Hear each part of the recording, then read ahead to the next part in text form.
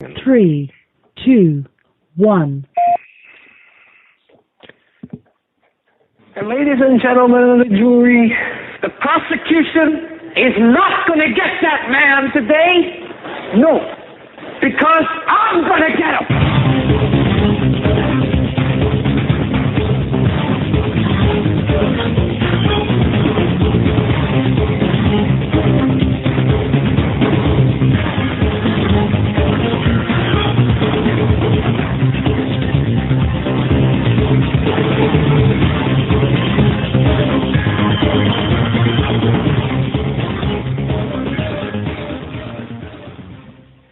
This is the Hagmann Report for today. It's Wednesday, January 30th, 2013. I'm Doug Hagmann. With me is my co-host, my son, Joe Hagmann. We're in studio today. This is a live broadcast, and you're about to hear 3 hours of unbiased and uncensored news, analysis, information that you need to know in these perilous times. And new listeners, and of course, we broadcast each and every weeknight from 8 to 11 p.m. Eastern Time. You can find us on the internet at HomelandSecurityUS.com. That's HomelandSecurityUS.com, where we have accessible to you archived programs going back all the way to 2011. And if you check on the right-hand side of our site, you can actually go directly to the Blog Talk Radio site where these programs can be made. You can download the programs. Anyway, welcome, Joe, to the program tonight. Glad to be here. I hope everybody is safe from the nasty weather that is going across the middle of the country. There's been some tornadoes and some deaths and some severe weather. Yes. And we hope you all have been spared from any of that. You know, Joe, in that, I got an email today. Let me see if I can find it real quick about this, and I thought it was, in fact, an email from Sandy, and I want to thank Sandy for this. Sandy says this: I've been researching the names of these winter storms as they have formed this season. I believe these names were not randomly chosen. Each of them have a history, and the story they tell seems to parallel things we are seeing unfold in our country. Most of the storms are named after Greek or Roman gods, small g. This one is very interesting, the latest, that is Magnus, which is the Roman usurper. Magnus died in 235. He was a Roman usurper. Magnus was a senator of consular rank. After the death of one of the emperors, there was much ill feeling in the Senate about the elevation of Maximus Thrax to the throne. A group of officers and senators under the leadership of Magnus plotted to overthrow Maximus. I got a question for you. Something that someone asked me a couple weeks ago. Are they usually naming thunderstorms? No. Snowstorms, things that we've seen that they've been giving names to besides hurricanes and... Sandy, the last sentence of her email is, winter storms have never had names until this year. Yeah, and that's something somebody asked me and I didn't have an answer to. But I saw the names of some of the storms earlier this season, snowstorms. So what are we to make of this, these named storms, and especially how they're named? Are they trying to tell us something? Are they telegraphing us something here? We have Magnus, the Roman usurper? Yeah, I don't know, nor do I care, except for the people affected by these storms.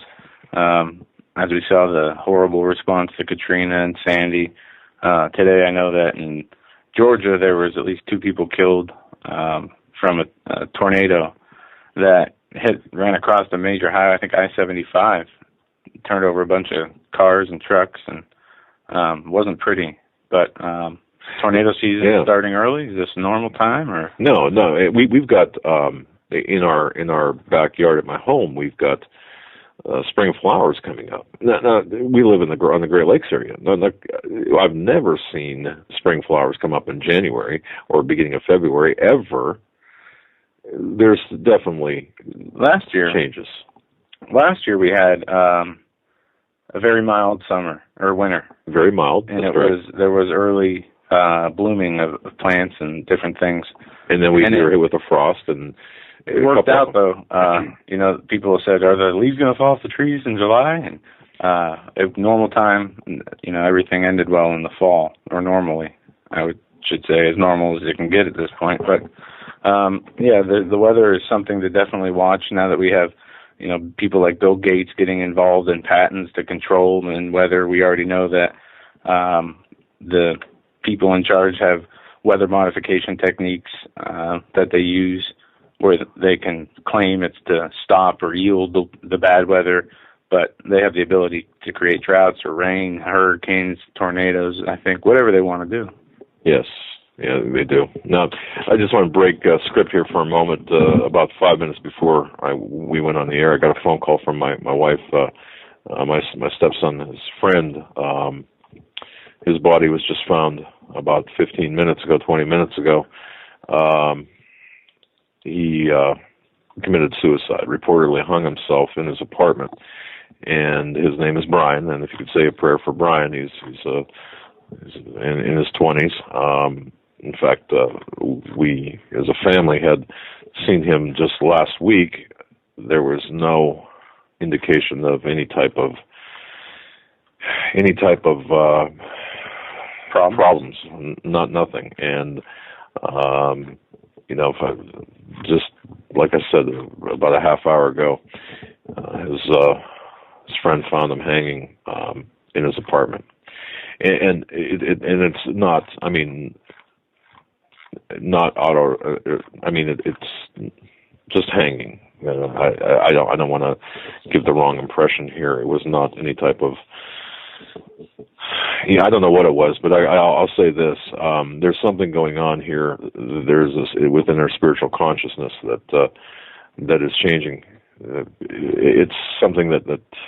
I got a good audio uploaded for that touches on this. I don't know if you heard this Newton father speaking out on gun control laws. Are you talking about the one that was supposedly heckled, or the one who said that guns aren't the problem, it's a society? Okay, that was the older. Yes, I've heard that before, but it's always good to hear again if you have it queued up. Yeah, I do, and it touches on what the real problems are in our society. Sure. They have nothing to do with guns. And then we're going to be joined at 8:15 by Patriot John, who went to a town hall meeting on guns at a gun store this evening with the Representative Mike Kelly and another Pennsylvania congressman. I can't wait to hear his take on how that played out, because with the backdrop of the hearings today, which I don't know if you caught those hearings on C-SPAN. Yeah, we got some clips to play. Dianne Feinstein and other things about gun control that are they're all painful to listen to. Yeah. But this one being, you got to give this guy credit for what he did and said. And here it is. This is the Newtown father. His son was killed. And I give this guy a lot of credit on gun control laws. This is about a 5-minute clip. Back now to the story we mentioned at the top of the hour. There was some very powerful testimony this morning in front of a gun violence task force in Hartford, Connecticut. It came from a man named Mark Mattioli, who lost his son James in the December 14th school massacre at Sandy Hook Elementary. He spoke passionately about his son, the shooting, the issue of mental health, and how he thinks that more gun laws may not provide all the answers we need. Now, he spoke, we're told, for about 10, 15 minutes, so we've actually called the highlights from that. Watch here. I think there's much more promise for a solution in identifying, researching, and creating solutions along the lines of mental health issues. I think there is a lot of work that can be done there, and I applaud our friends, the Richmonds, who are forging a path down that road.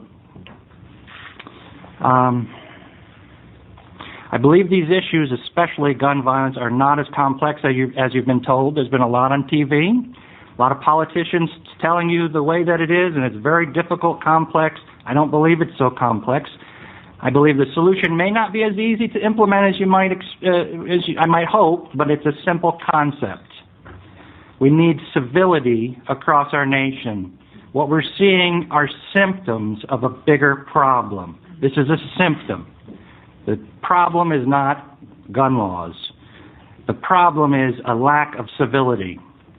So I'm 42. When I was 25 years ago, I was okay, I was allowed to go see an R-rated movie. The violence that I saw in that movie paled in comparison to what you see on TV today. Just normal TV, 14-year-olds are out there watching Law and Order SVU and NCIS, and it's just disgusting. We need civility across our nation. We need common decency to prevail. When I was about James's age, he was 6.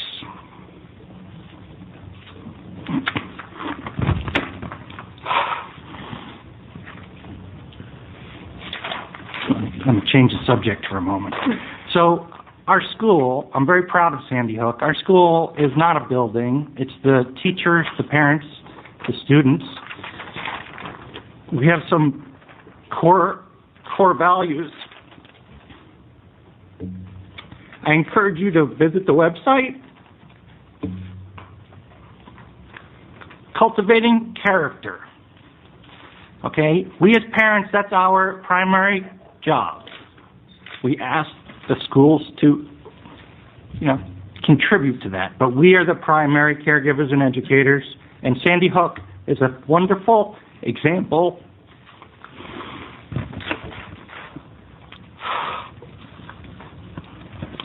Okay, back to me at age 6. My mom took me to the grocery store, and my parents are the children coming out of the Depression, so they're not big on entertaining impulse purchases. So I asked for a pack of bubble gum, and my mom said no, so I stole it.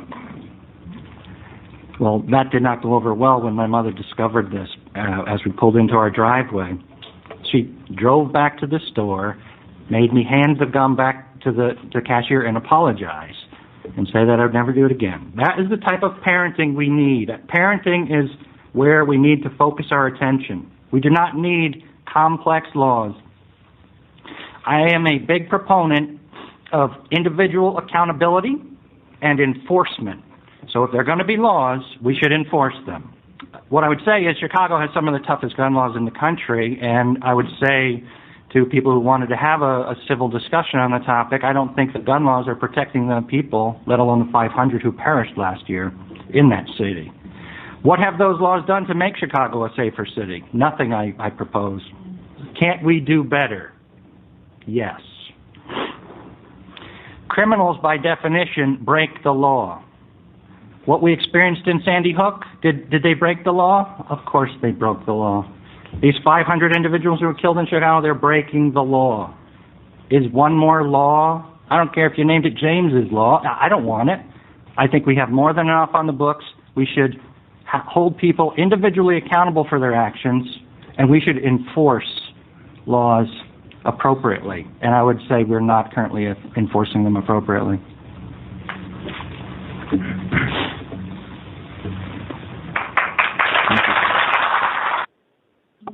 All right. There was the thoughts of one of the fathers from Sandy Hook saying it's not a problem with guns, it is a problem with civility.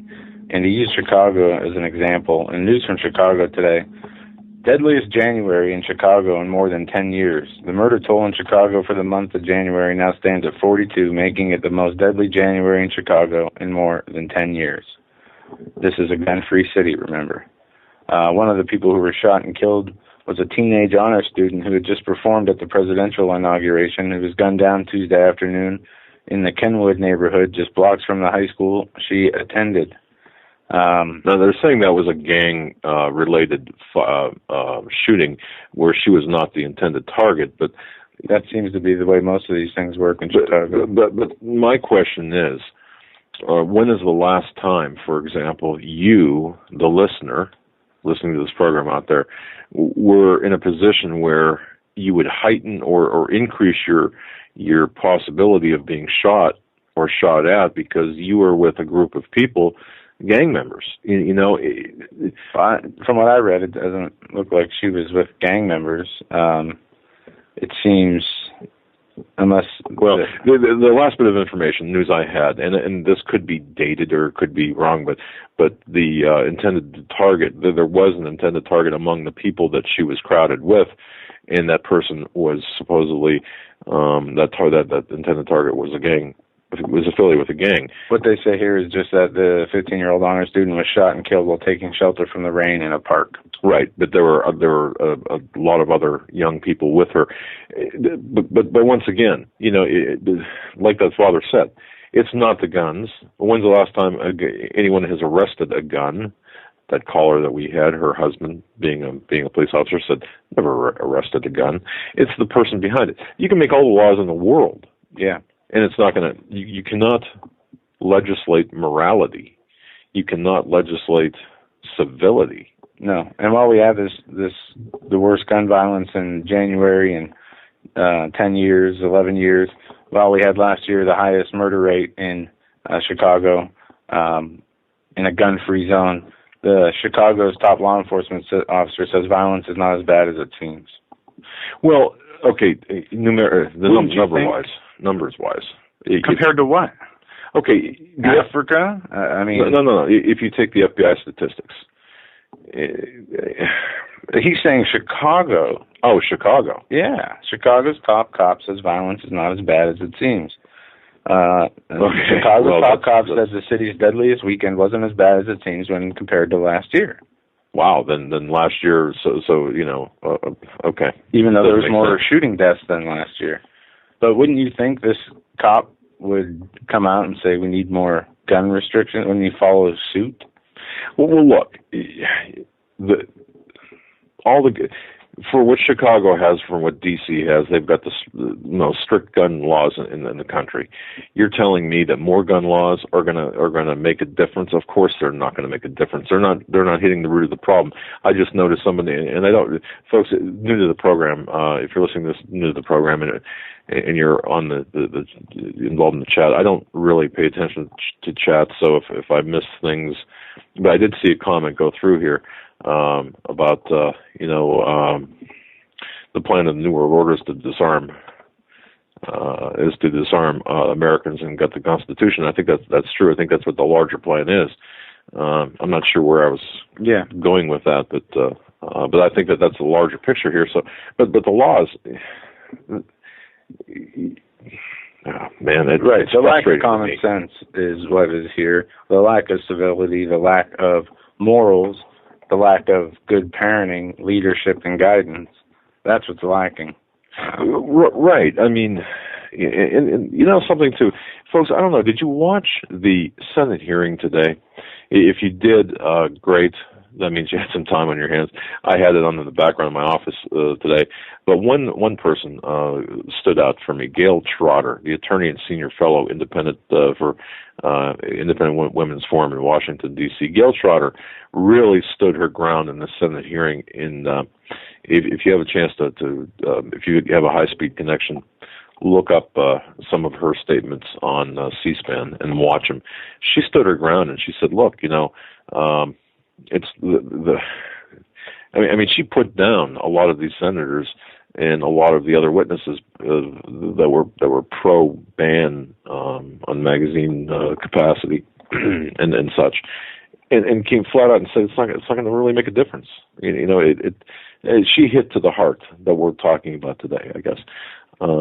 But it's interesting because we defend our president with guns, we defend our congressmen with guns, we defend our governors with guns, we defend our celebrities with guns, we defend the sporting events with guns, our jewelry stores with guns, we defend our banks with guns, we defend our office buildings with guns, we defend our factories with guns, we defend our court buildings with guns, we defend our children with a sign that reads, "This is a gun-free zone."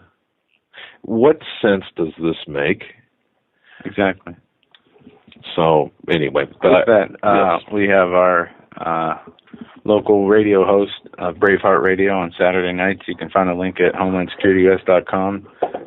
Patriot John, who was at a town hall meeting with a couple of congressmen at a gun shop. Yeah, just to be fair, folks, and I got a lot of Facebook. And this is one thing I don't do enough is check Facebook, but a lot of people on Facebook saying, well, that was a venue selected right from the bowels of hell. Okay. Anyway, John from Braveheart Radio, welcome to the Hagmann Report. Hi, guys. How you doing? Very well. what kind of news you have for us, John, about the town hall meeting with Pennsylvania House of Representative member Mike Kelly, who voted for NDAA and other draconian legislation. Yeah, it was Mike Kelly from Pennsylvania's 3rd Representative District, and also Glenn Thompson from Pennsylvania's 5th Representative District. And there was also a representative there of Senator Pat Toomey. Apparently, Mr. Toomey had something better to do. But how many John, how many attendees were there at this meeting? I'm going to say probably anywhere between 300 and 400. Wow. It was standing room only. The venue was originally planned for inside the gun store itself, but there was such a big response to it beforehand that they decided to open up their indoor shooting range and have it in the shooting range itself. When I got there about 5 o'clock, I got there early enough. I was actually able to park in the parking lot. I was one of the last cars let in, by the way. And probably within 45 minutes of my arrival there, when I got there was maybe 24 people there. Within 45 minutes, the place was packed, and people were parked all up and down Route 99 that runs between Erie and Edinburgh. And there was a couple of businesses that were next door to the gun shop that their parking lots were full as well. So I'm gonna say I'm really no good at estimating this kind of thing, but I'm gonna say well better than 300 people. All right. Okay. And I'll tell you what, to get that many people out for a town hall meeting, normally up here our town hall meetings, if they get 40 or 50 people, that's a really huge turnout for town hall meetings in this area of the country. Depending on the issue, yeah. Yeah. But okay, go ahead, John. Give us kind of a play-by-play here. What happened? Well, the host of the event, Mr. Bob Bolt, I believe is the owner of Bob's Gun Shop where the event was held. Basically brought the meeting to order, if you will, and introduced a representative from. Forgive me, the name of the organization escapes me, but it's a firearms group that has a chapter here in the area in Pennsylvania, and they were the ones that actually put the town hall meeting on. They organized it. They did all the legwork and basically made it happen. And this gentleman made a few remarks, and pretty much after a few minutes introduced Congressman Glenn Thompson from the 5th District, which I believe, if I'm not mistaken, encompasses Clarion, Katanning area not South Central, headed towards Southwest Pennsylvania. And John, you're talking about an area that, John, not to talk over, but just to make sure people understand that you're talking about an area that is very hunter-friendly, very gun-friendly in this part of the country. Yes. Okay. Very. I believe that might actually be an understatement on your part, Doug. And he spoke for a few minutes and gave pretty much a dissertation on his beliefs of the Second Amendment. Everything up to, but not including, the real reason for the Second Amendment, which is, of course, to fight tyranny. He gave the whole, self-defense thing and the hunting and the sport shooting and all that, but didn't tread into the water of fighting tyranny. So he was full of beans then. Okay, all right. So we can say that. No, I mean, look. The whole purpose of the Second Amendment is to fight against a tyrannical government. It's not about hunting. It's not about anything else. It's about that. So he soft-pedaled around that. Then you're talking. That was one of many things that were soft-pedaled around. To put it lightly. And I saw in the chat room that there's some background noise going on. My phone was going off, telling us once again about the 1.5 to 2 feet of snow that's coming. But anyway, so he spoke for several minutes, and I have the I have a concealed weapons permit and all of that. Are you still with me? Yeah. Keep going. Okay, I'm sorry. I've got another call coming in. I'm just going to let it go. Thank you for that. So, he was very eloquent in what he said in speaking in defense of our rights, and I'm trying to be as objective as I possibly can. So when he was done, he introduced Congressman Kelly, who in fact represents our area, and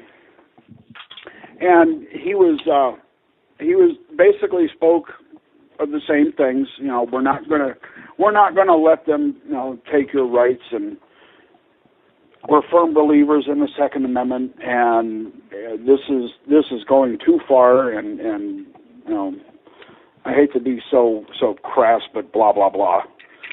Yeah, and it's typical what you'd expect when you're standing in a gun shop with people who are armed when you're talking about their rights. And Senator Kelly, for those who don't know, is a alleged Tea Party politician who was brought in 2010 who voted for the NDAA and voted for the Enemy Expatriation Act. That's right. And voted for all these unconstitutional, tyrannical laws that are in place now. So John, I mean, to cut to the chase, we've got Representative Mike Kelly up there in front of a group of 300 or 400 people who are definitely pro-gun. What's the bottom line? What did he say? Did he say that he's going to stand up, vote down any type of legislation that comes his way, or is he going to equivocate and compromise, if you will? What's the the word compromise was not mentioned at all, and I think had that word come out, I think the crowd probably would have turned very ugly at that point.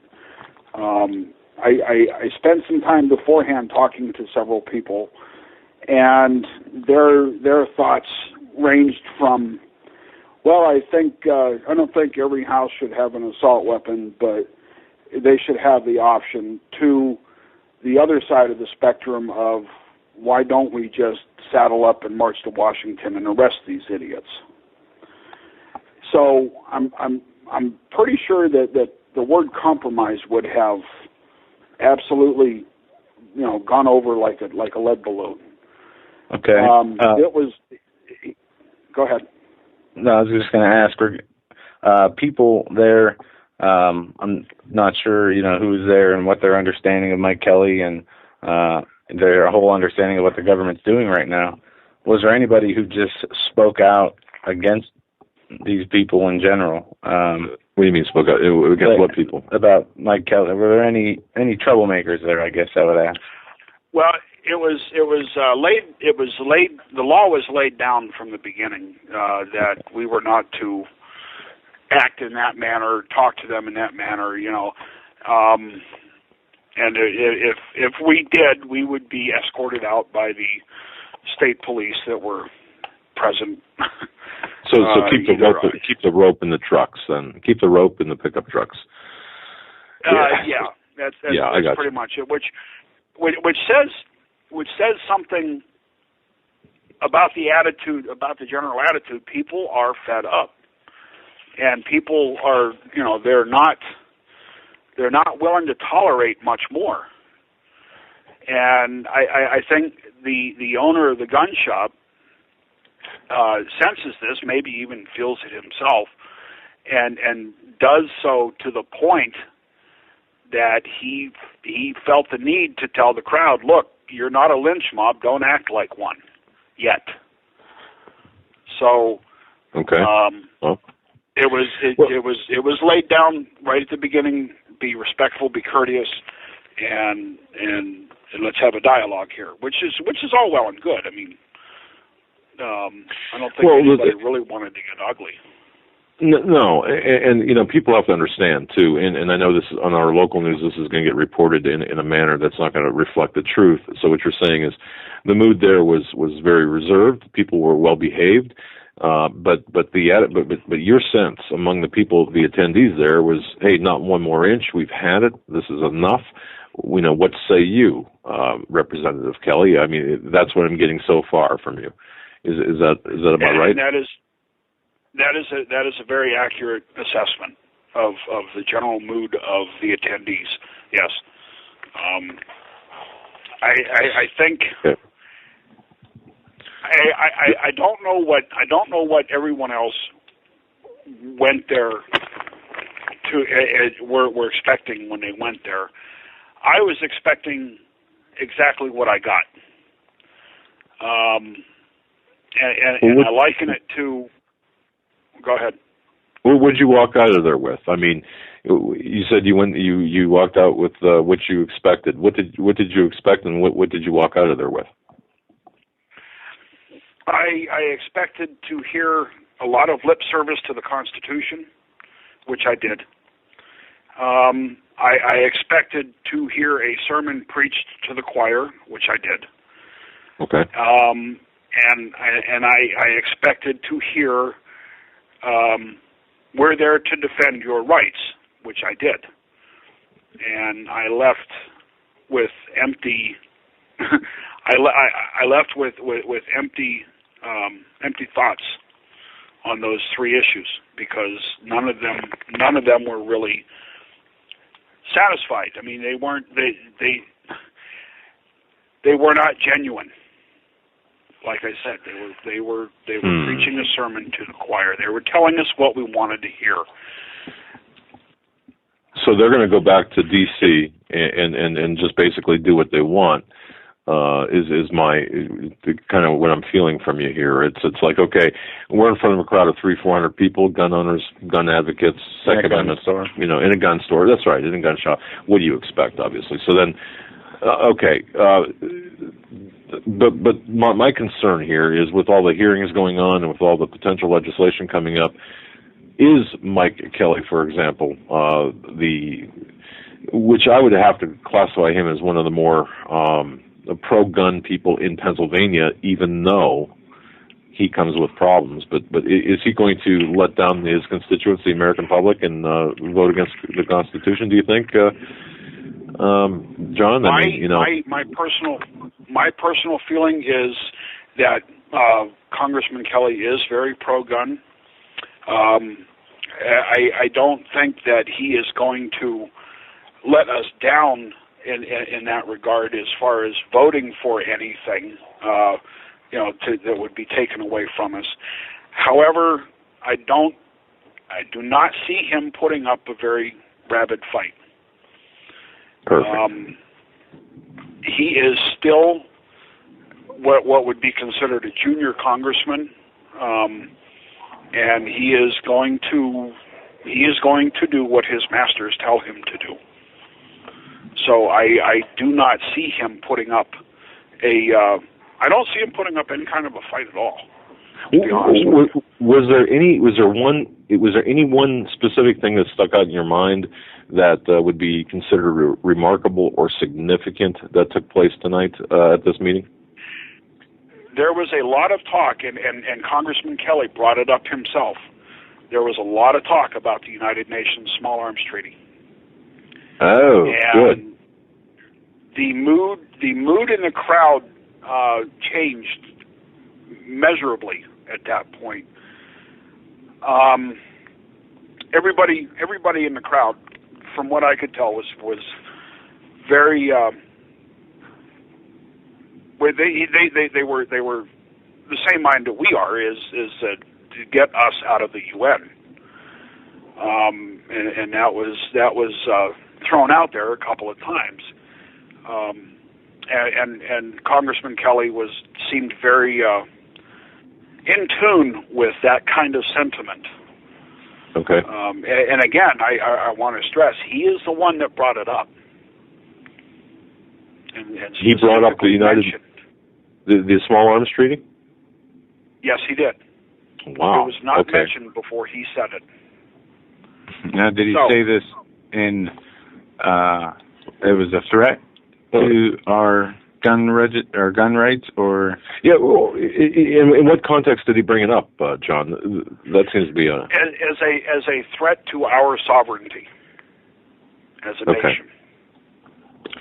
And he specifically said, I don't want to be sitting at a table with Iran and Syria discussing gun policy for the United States. And that is an exact quote. All right.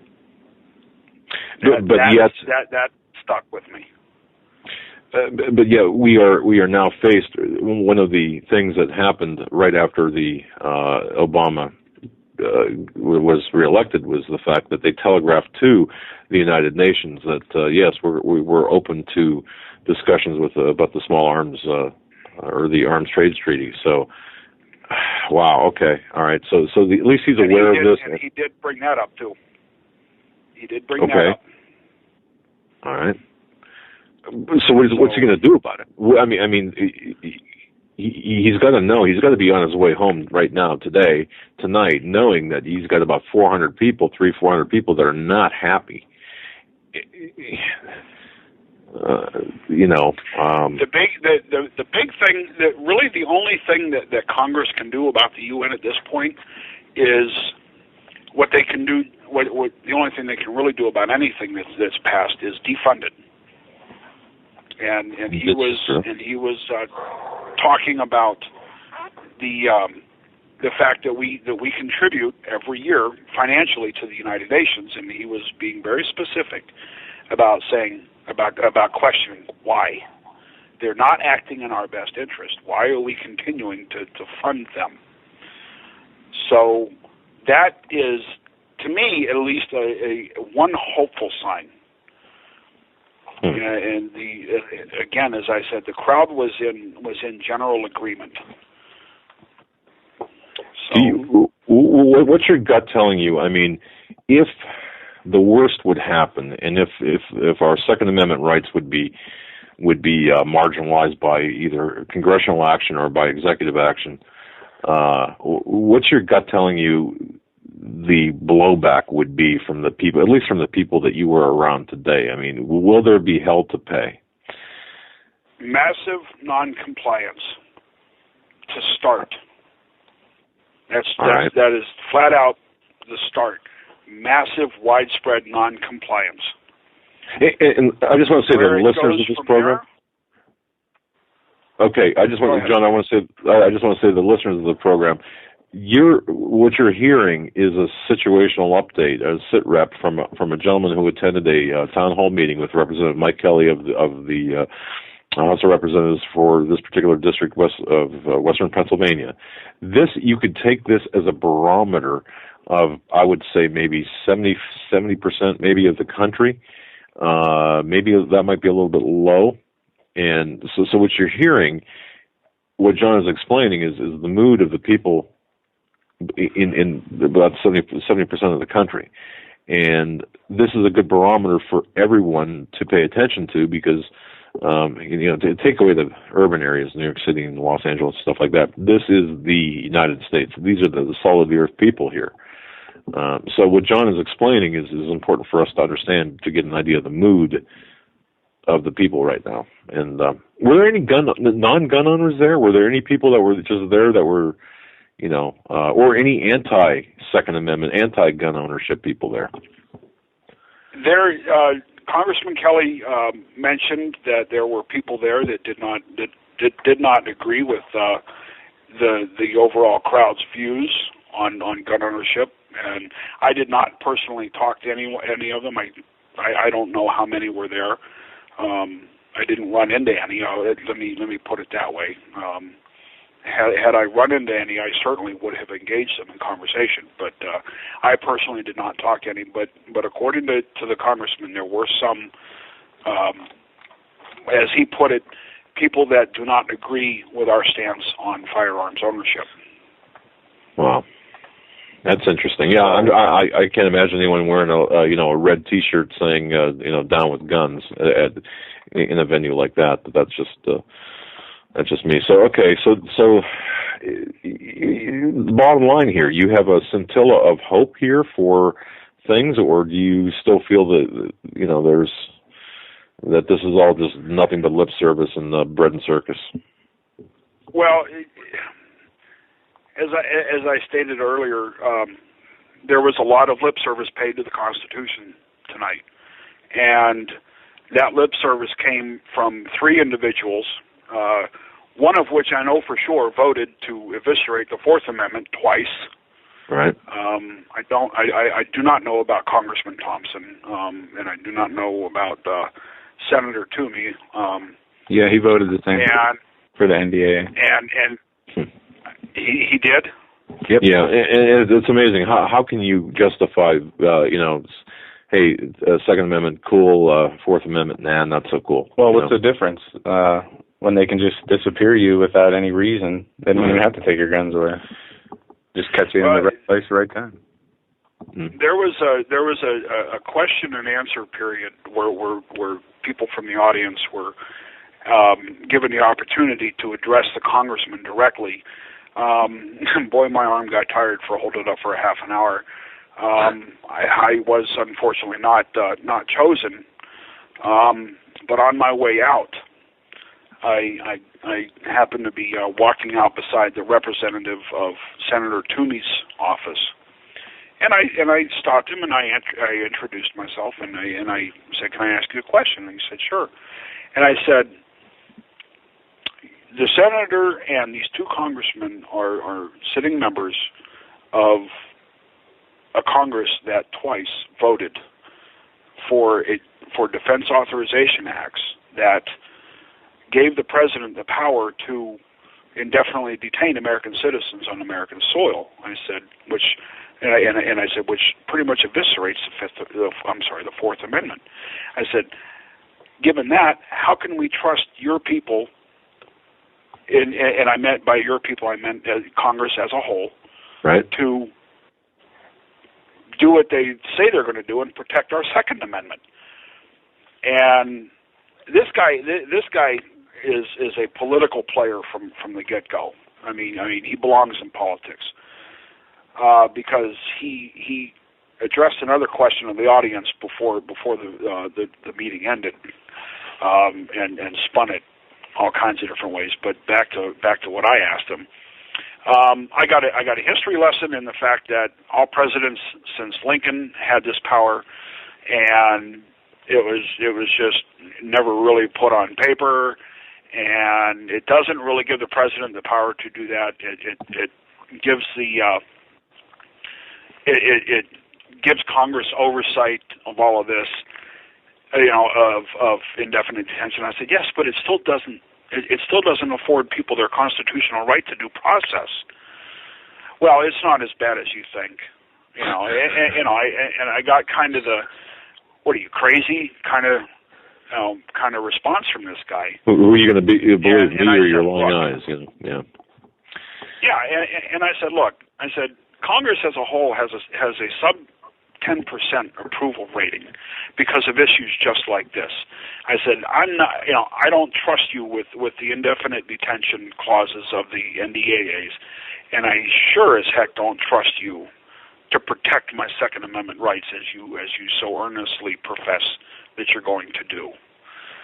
And it ended with a handshake and him thanking me for paying attention. Of all things, he thanked me for paying attention to what's going on and being involved. Did you check your watch and your wallet to make sure you had both after you shook his hand? I probably should have. Well, no, yeah. All right. Wow. Yeah, the question I wanted to ask the two congressmen was exactly that. Is, you know, and I wasn't going to single them out. I was going to be very polite and, you know, be a little bit vague and say, okay, you guys are part of a Congress that voted twice for NDAA, and you know, how can we trust you to protect our Second Amendment rights if you so carelessly discard our Fourth Amendment rights? Correct. Unfortunately, I never got the chance to ask that in front of everybody, which I really wanted to do because there were people there that were very awake, and I mean on the level of you and me and Joe and, you know, where we are. Okay, but I know there was people there. There were people there that really had no clue that they could be snatched up and taken away in the middle of the night, never seen or heard from again. And I really wanted to bring that out to let everybody know that this is going on, and also to let the guys that were proselytizing to us about their defense of the Second Amendment and the Constitution as a whole, that we know what they did. That's and important. Unfortunately, did not get that opportunity. So it lasted about an hour. It's actually it is my first ever town hall meeting, and probably will be my last, because they came. It was nothing but show. I mean, there was really nothing of substance that they really offered aside from hollow assurances that they were going to protect your interests. In a phrase, guys, all fluff and no stuff. Yeah. See, and people wonder why. You know, there's this lack of desire for dialogue because there's nothing left. What's there to talk about? You either are for the Second Amendment as it was written and as it was meant, or you're not. And really, there's no in between. Yeah, there is no in between, and a lot of good questions from the audience. No real hardball questions. The one that was the hardball question was spun off by this representative from Toomey's office, and the guy tried to follow up, but he was basically ignored because he knew and we knew that his question didn't get answered, and it concerned the executive orders. And can you guys, meaning Toomey and Kelly and Thompson, can you guys do anything about this? And again, it was Toomey's representative that fielded that question, and I must say, quite skillfully spun it off into the ether, and a follow up was not allowed. So that's something. Well, but the bottom line, though, John, the people there. You're characterizing as more awake than the average bear, or more awake than one would, necessarily think. I mean, people are paying attention, and there is interest, and there's this. And if I'm getting this correctly from you, there's this undercurrent of anger, or resolve, maybe might be the better word, of the people. Oh, I think anger. I think anger is a good word. I really do, because. Before resolve comes anger, and right now there's probably an equal mixture of both. All right. People are angry. I myself have moved beyond anger, and I'm just resolved. I'm ready to do whatever I have to do. And there are people there. There are people out there, and there were people there tonight that are ready. And then there's people there that were angry. I mean, the first person that was handed the microphone brought up Fast and Furious. Really? The next guy that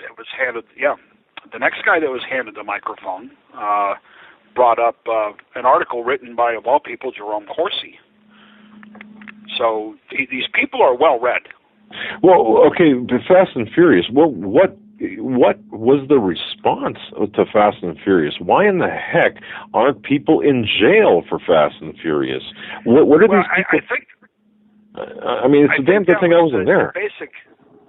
I think that was the basic tone of the question, because Kelly answered it, and he said, the top law enforcement agent officer of the country ignored subpoenas, was found in contempt of Congress, and whether feigned or actual, I sensed frustration in Kelly's voice that Holder is still in office. Now, I stress whether feigned or actual. I don't know, but he was right in tune with the constituents. I feel your pain. Yeah. Well, you know what, John? I mean, it's one thing to be. He's a congressman. He's got the power to bring things up. He's got the power to address issues like Fast and Furious and to bring Holder to, if he won't, or if he can't get the more senior representatives to do it. See, I mean, it just seems like once you get to Washington, you have to leave your manhood at the door, and your integrity and your ethics at the door, before you get into the Beltway. I don't understand. Otherwise you get chosen for the proper committees, the best committees.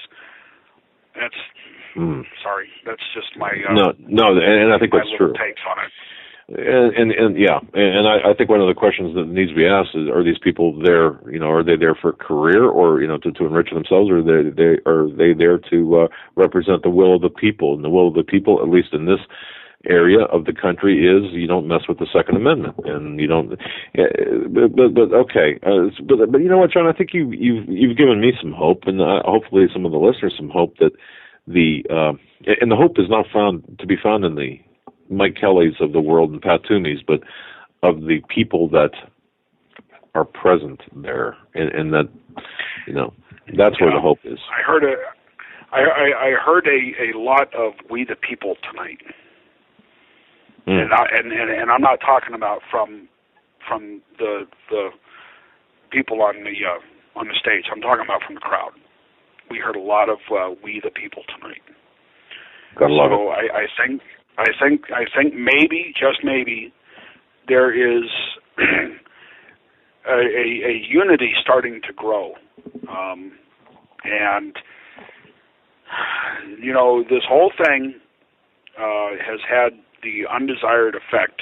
Through the eyes of the government, has had the undesired effect of people aren't shying away and everything. You can't buy a gun, you can't buy a box of ammo, you darn sure cannot buy a magazine anywhere. And I think that is starting to expand into people got their guns. Now they're starting to come together and unify in a mindset of, we may have to do this. We don't want to. We pray that we don't have to, but we may have to. And that was rather evident tonight in the crowd that I was a part of, and it does give me hope as well. Certainly not in our politicians. Certainly not in D.C. in any or any aspect of it, but hope in the people that they are in the corner and they're ready to come out swinging. Say enough is enough. We're about at the top of the hour, John. I want to thank you for going out there and getting that information for us, even though it seemed to be uneventful political theater. Well, I think the value of John's reporting here is the fact that you've got a lot of people who are united in thought, in spirit, and who had to brave the weather, to go out to a town hall meeting in mass this says a lot. So I think that you've said a lot here, John. I think you've offered the listeners a lot. There's hope. There's unity. There's some growing. There's definitely a growing resolve among people that, hey, we're not one more inch, not one more compromise. This is enough. Yeah, so. I got that sense, and I want to thank you guys very much for allowing me to come on, and I want to thank the listeners, and I hope that I have given some kind of reason for a little bit of optimism. Certainly, if not in our elected representatives, which I don't think I've given any reason for them, but in us, in we the people, because that's what it's about. We're the boss, and I think it's about time that we reassume that leadership position. And I think Washington knows that we're headed that way, and they're scared. They're scared. As well they should be. John, thank you very much. I appreciate your reporting on this town hall meeting. What an eventful, or what a certainly relevant thing to have tonight. And that's John from Pennsylvania American Patriot Radio. Pennsylvania American Patriot Radio, folks. If you go to HomelandSecurityUS.com, click on the link on the right-hand side. 88.3 FM broadcast every Saturday from 6 to 9 p.m. Eastern Time. The small station with the big mouth, BraveHeartRadio.net. Thank you, guys. All right. Thank you. God bless you guys. God bless the listeners, and God bless us all. Good night, sir. Have a good night.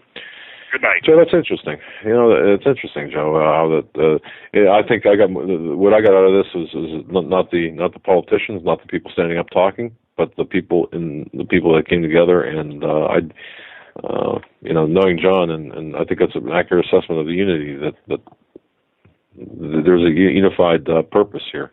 Yeah. Meanwhile, Walmart stores have alerted global suppliers that it will immediately drop them if they subcontract their work to factories that haven't been authorized by the discounter. Walmart is being stricter contracting rules along other changes. Its policy comes as increasing calls for better safety oversight after a deadly fire at other Walmart stores. What's that mean? But there's more to this than that. This has to do with the ammunition sales. They're going to start blackballing companies, from what I understand, that are not going along and following suit with other corporations and taking measures against the people getting ammunition or other supplies. Is Walmart going to continue selling ammunition, number one? Are they going to continue selling weapons where they were selling weapons before? No. To my understanding, no. All right. So now we've got, because I've heard different stories about this. I've heard different accounts. I don't know. And I do know that if you and I've seen people contact their different regional stores. They've been sent to the corporate headquarters and have gotten different answers to various questions, including the gun sales and ammunition sales questions. So I think that remains to be seen what they're going to do, and I think it's whichever way the wind blows, or perhaps whichever way the Obama regime is going to fall on this particular issue. Yeah. We have some audio from Dianne Feinstein. This is good stuff. We're going to play this real quick, and then we're going to go to break. This is Dianne Feinstein. We can't have a totally armed society. We have millions and millions of big clips. The Aurora shooter used a 100-round drum. Fortunately, it jammed. Otherwise, he would have killed more people. I think most people believe that, sure, we can have guards at schools. I'm well aware that at Columbine, there was a deputy sheriff who was armed who actually took a shot but couldn't hit the shooter there. The question comes, what do you do about the malls then? What do you do about our movie theaters? What do you do about businesses? We can't have a totally armed society. And that's my feeling in terms of the need to say that there are certain categories of guns we actually exempt over 2,000 specific weapons by make and model name to create and then ban about 158 assault weapons and go to a one characteristic test. So we can't have an armed society. I don't understand that from the beginning. Yeah.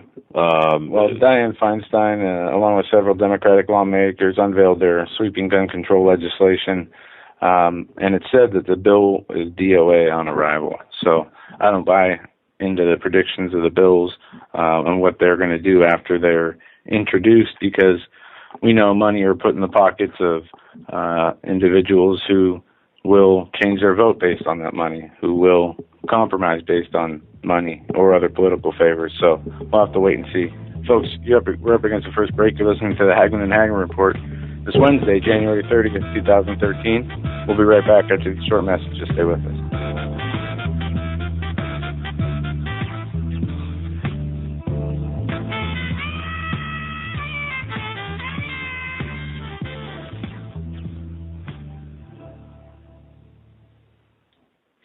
Hi, folks. Doug Hagmann here. Just want to tell you about Granlund Firearms. If you're a new listener, if you live up in British Columbia, in the Campbell River area of British Columbia, stop in to Granlund Firearms. If you're not up in that area, definitely visit their website at granlundfirearms.com. That's granlundfirearms.com. Go to homelandsecurityus.com, click on the link to Granlund Firearms. There you're going to find a laundry list of weapons, of stock inventory they have. And I've got to tell you, they do have more than the average gun store here in America today. That is for sure. They've got a complete gun stock list on their website. Lots of hunting equipment, lots of survival gear, and definitely lots of cool pictures as well.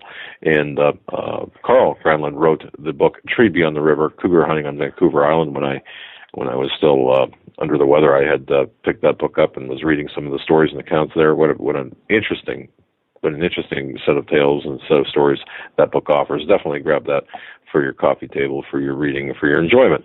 And but while you're, of course, they've got too a lot of information about the firearms courses. If you're up in that BC area, interesting courses that you can attend as well. And, of course, their news section and photo gallery. Check that out at Granlund Firearms. That's granlundfirearms.com. Tell them Doug and Joe Hagmann sent you.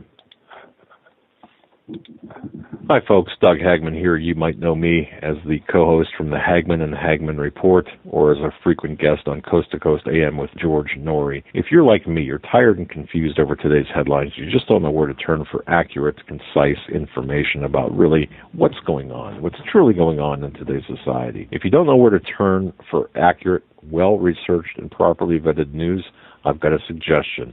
In fact, it's a requirement. Bookmark Canada Free Press. That's canadafreepress.com on the Internet. It's just not for Canada. It's for news across the world. Judy McLeod, founding editor, has put together a vast array of talented writers like Kelly O'Connell, Daniel Greenfield, Dr. Idleta Johnson-Powell, a lot of guest columnists, very talented writers. Folks, that's Canada Free Press at canadafreepress.com. Now mobile friendly. Follow on Facebook, because without America, there is no free world. You better wake up fast and listen to this, America. The Obama campaign has launched attack squads disguised as truth teams dedicated to intimidating and silencing all political dissent carried over the Internet that criticizes the Marxist Obama. Truth squads specifically focused on covering up Obama's endless trail of lies, corruption, and subversion, and using the Gestapo power of our own government to police and censor the Internet and shut down websites that dare to carry the real truth about Obama's Marxist coup. Remember the names of these Gestapo-style agencies at work right there in your neighborhood. KeepingHisWord.com, KeepingGOPHonest.com, and AttackWatch.com. KGB, SS, and Gestapo-style police-state gangster organizations at work to silence the important voices of patriot dissent, some of which have already been shut down by Obama's orders. Adolf Hitler would have been proud. We're the 21st century Tea Party patriots.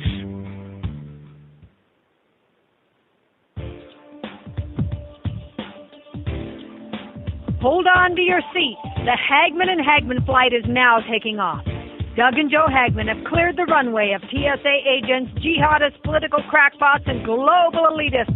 Now get ready for some real news. Here they are, Doug and Joe Hagmann.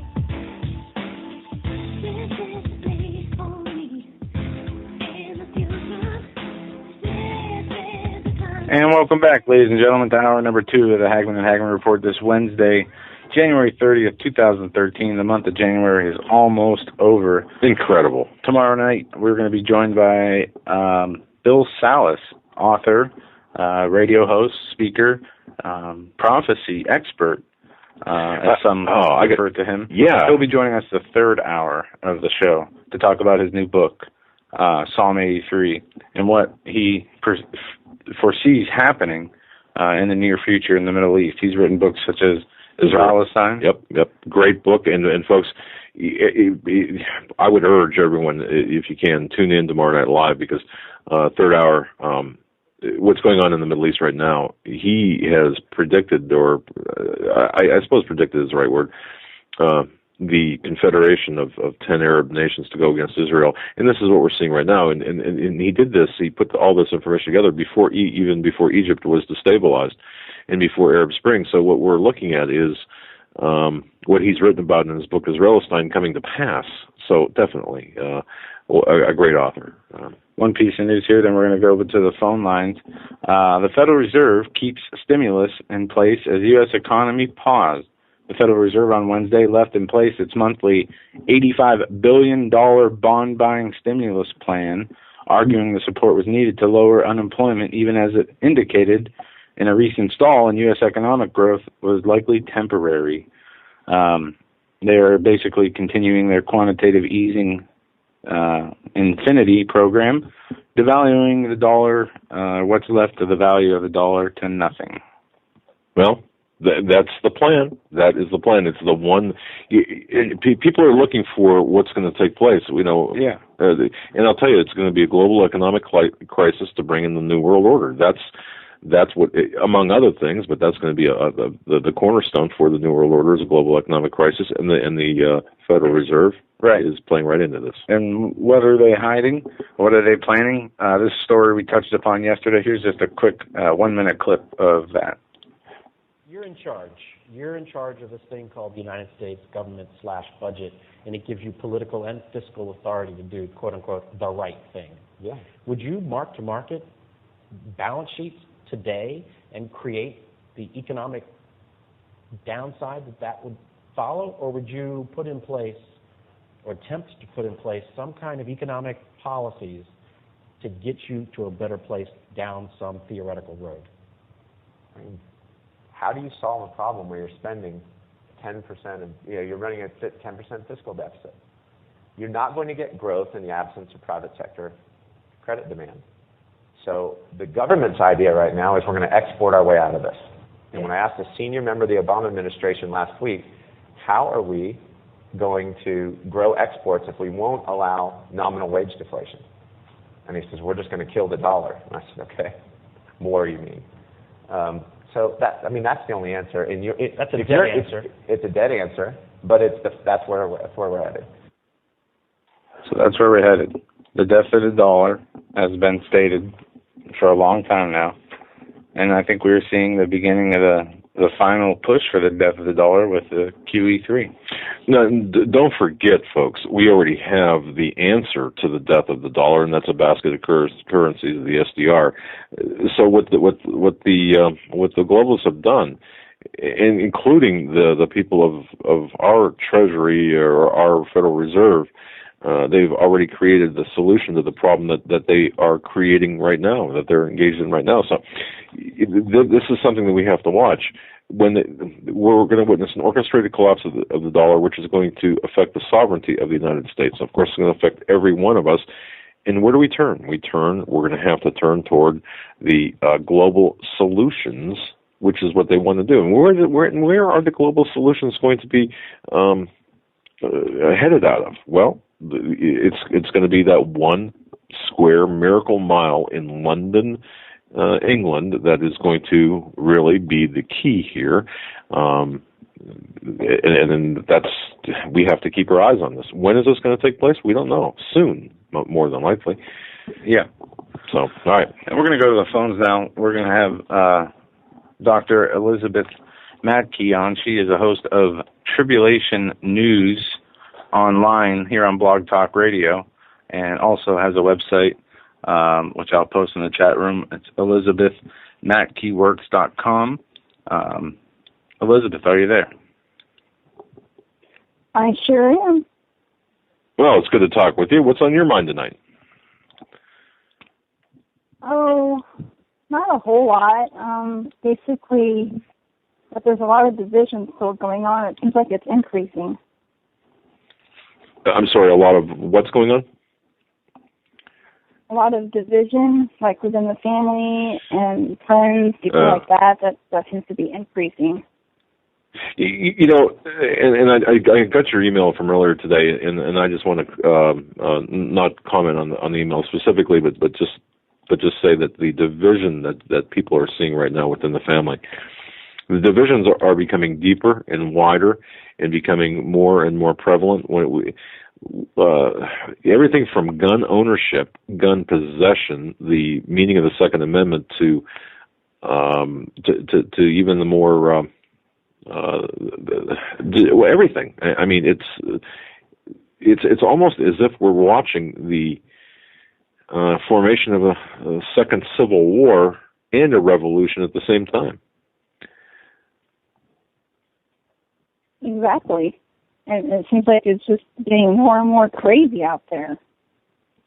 What you know, when you try now look, you've got your own show, but when you try to talk with people about what's taking place out there, especially in terms of the sentiment, Second Amendment, Second Amendment or the the undercurrent, are people receptive, or are they more to you, or are they more saying, "Hey, look, you're just kind of nutso," and I mean, what kind of reception are you getting with your people in your area?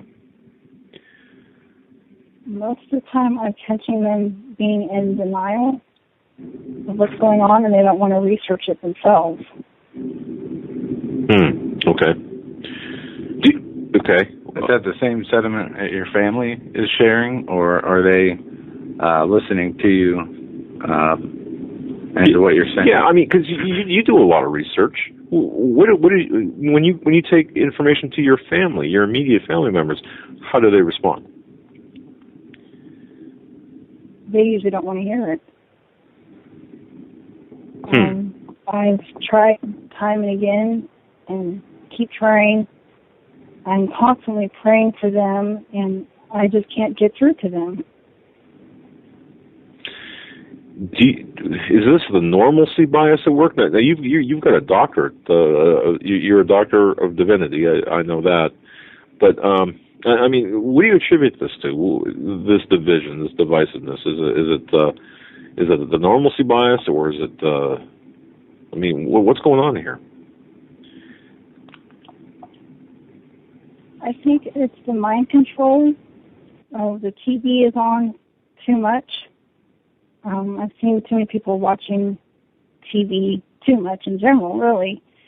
And it seems like they're too comfortable. Yes, the normalcy bias plays into it. But I really believe that their priorities are not right where they should be at. So basically they love the world more than they love God, and which is a possibility. But at the same time, they rather listen to what the mainstream media has to say, rather than actually looking at what God's Word says. And it seems like it's really frustrating. No matter how hard I try and get through to them, I can't. Yeah. And so it's causing more and more division. Well, and we see this. Look, to be honest with you, we see this, we hear this, we get emails about this from our listeners where they're saying that anytime we bring this information up, whether it be at the dinner table or at a family reunion or whatever the occasion, there's always, there's this renewed divisiveness, and it's actually getting more. It's going from this quiet disagreement to more of a vocal, visceral type of reaction, and we're seeing this more and more. And I think people have to understand that. I believe, and I think you may agree that I think that a lot of this is spiritual. Wouldn't you think? I mean, a lot of this divisiveness is actually coming deep down in the spirit of people. Definitely. And that's where I think that maybe their priorities are maybe mixed up. They'd rather love the things of this world than loving the things of God, you know, and not staying in His Word and prayer and fasting.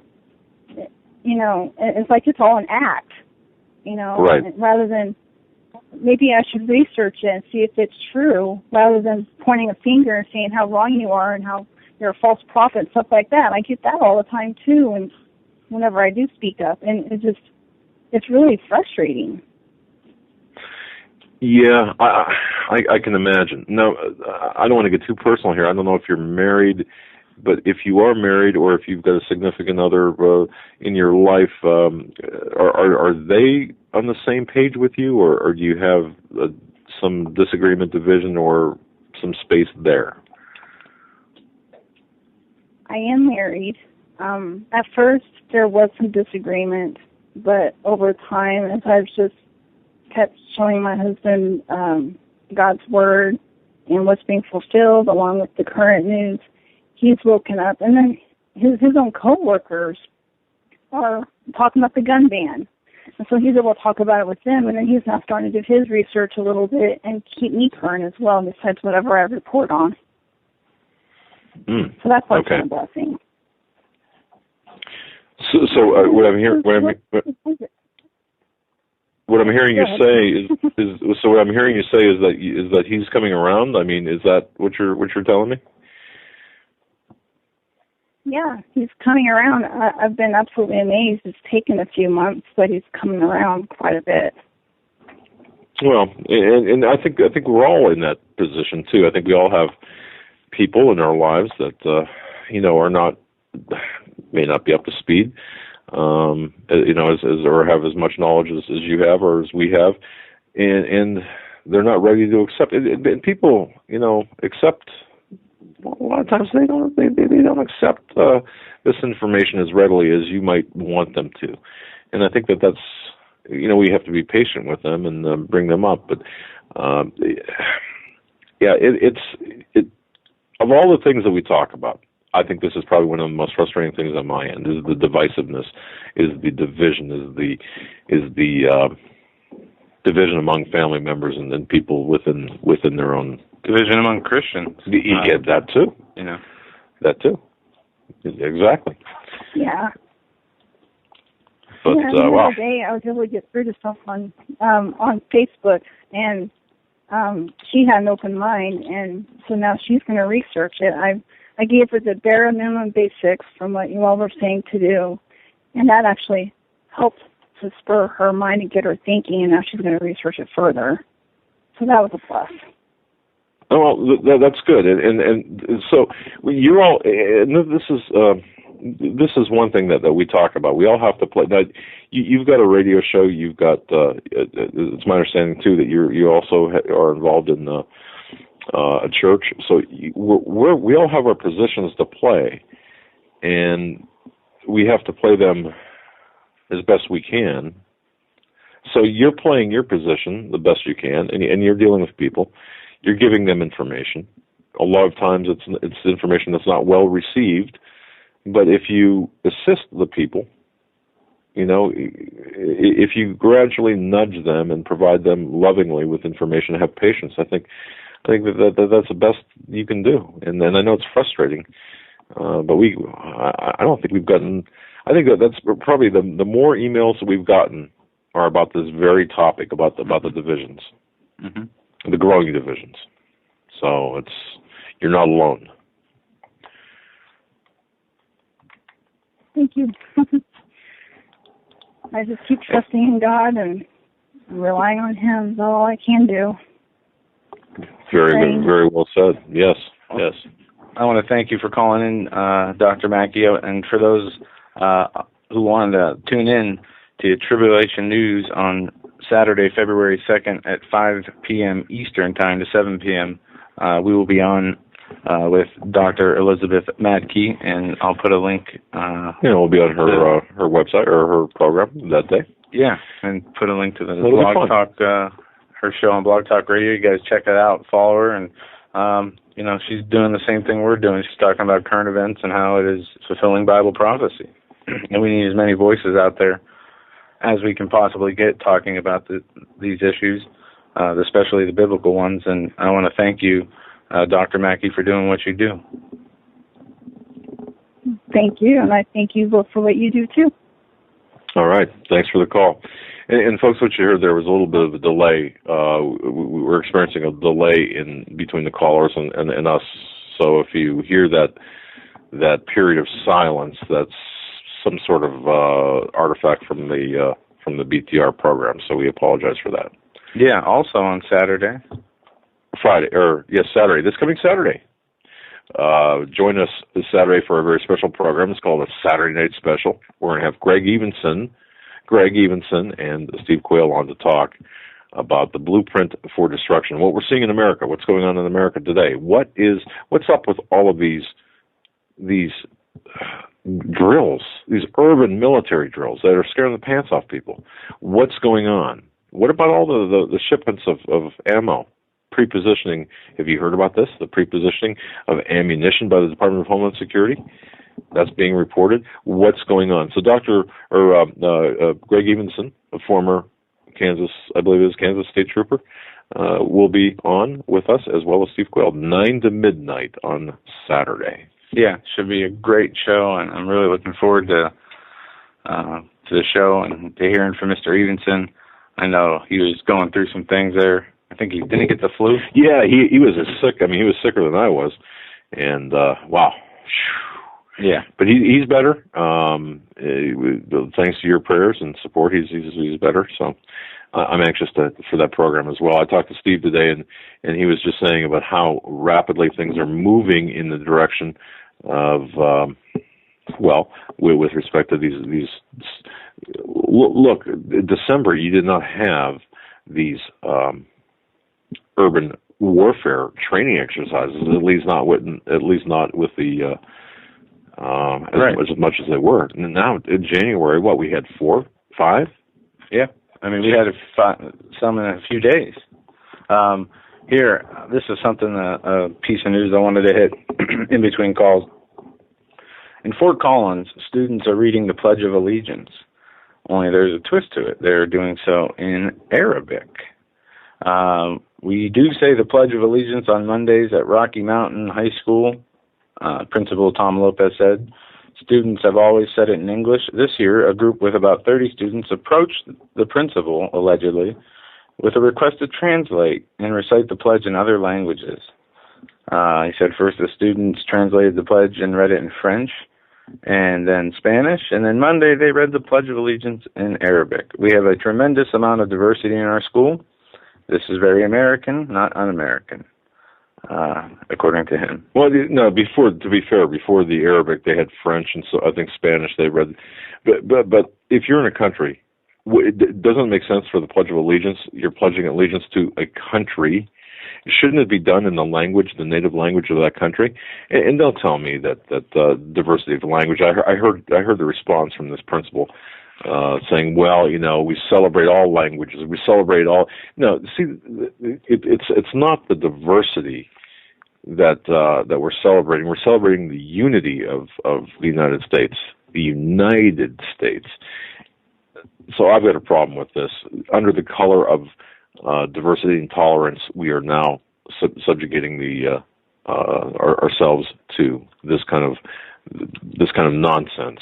And of course, his phones have been busy, and he's been busy fielding calls from concerned parents, as well he should. But to me, that folks, I don't know how you feel about that. The Pledge of Allegiance should be done in the language of its native country. And if you know what, if you're in Mexico, you pledge allegiance to Mexico. Do it in the language of your country, whatever country you are. Don't come to our country and I don't see that as a celebration of or celebration in any way. I think that's done to balkanize the United States. Well, you remember last year when President Obama was caught on a hot mic telling Russia's Medvedev that after the elections he would have more flexibility, right, to sidestep potential opposition to changes he wanted to make to America's missile defense plans. Well, Joe Biden and Dunlinian, how do you pronounce his name? Preparing for new nuclear discussions with Russia. Vice President Joe Biden will meet with Russian Foreign Minister Sergei Lavrov this weekend in Munich, and National Security Advisor Tom Donilon will travel to Moscow next month to try to kick-start a new round of U.S.-Russia nuclear reduction negotiations, the cable has learned. It was 4 years ago at the Munich Security Conference that Biden first spoke about the Obama administration's desire to reset the U.S.-Russian relations after deterioration during the George Bush administration. Now, at the beginning of Obama's second term, Biden and Donilon are leading to change and reinvigorate that reset following a series of setbacks in the U.S.-Russia relationship that included President Putin accusing the U.S. of meddling in Russian politics, anger over the new U.S. law to sanction Russian human rights violators, and a new Russian ban on Americans adopting Russian orphans. And it goes on to say in an interview on CNN, Medvedev explained that Obama was signaling he would have more negotiating power on these subjects as part of that hot mic discussion. And it goes on to say some in Congress are concerned that Biden and Donilon, in their upcoming meetings with Russian leaders, will define exactly what that flexibility might mean and propose unilateral reductions in U.S. nuclear stockpiles or alterations to U.S. missile defense plans and enactment for Russia to sit down for new talks. Right. And like I said, the hot mic, Obama, I'll have more flexibility after my elections. And it's not just with this new START treaty. It is a universal, unilateral push towards international law we're seeing, and this is part of it. With that, we're going to go back to the phones. Thanks for holding and your patience. We're going to go to Sheila. You're live on the Hagmann and Hagmann Report. Hi, guys. You're right what you just said, Doug, about these kids saying the pledge in Arabic. You go to school, once again, it's up to the parents. You go to school, you tell them, hey, we're not tolerating it. If you don't want to do it, get them out. Get them out. That's right. The war should be fought. In this case, the war should be fought. If it's a war or disagreement, whatever, it should be fought at the local level. The parents have the responsibility to go in and say, no, we're not going to tolerate this. That's right. That's the only way it'll stop. Go out. Go over there. Tell them what you're thinking. All the parents have got to do that. They can't get away with this unless the parents step up. I yanked mine out in a nanosecond. No doubt about it. That's right. Going to John,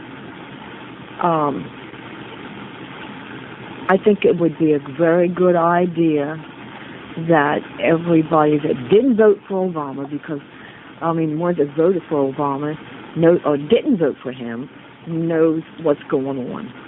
And I think everybody needs to contact their congressmen and representatives and whatnot and tell them you want a town hall meeting.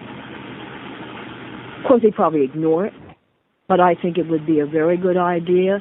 And everybody that's against the whole thing, everything he's doing, they would get a real good feel of exactly how the American people feel. Because they will make it known. And there's no doubt this particular meeting tonight, those politicians walked away from there knowing they were angry. Yeah, and I think John made that clear that the mood of the people was not lost on the politicians, but whether that makes a difference, I don't know. That's right. That's right. I think if they got a real feel of the anger, and the American people don't want no trouble. They don't want this to lead to a confrontation. But they're leaving the people with no choice, and I think if there was a town hall meeting in every township, and everybody packed the buildings and whatnot, and make it known, they're going to walk away from there maybe, just maybe, if they have a brain, they'll think about what they're doing, because they're playing a real dangerous game here. Yeah, no, that's very true. They are. And, well, it's how many town meetings can we have? How many calls? Petitions. Yeah. At what point do we stop doing this? Stop, at what point do we stop the talking, stop the dialogue, and start acting? When's that point? When do we reach that point?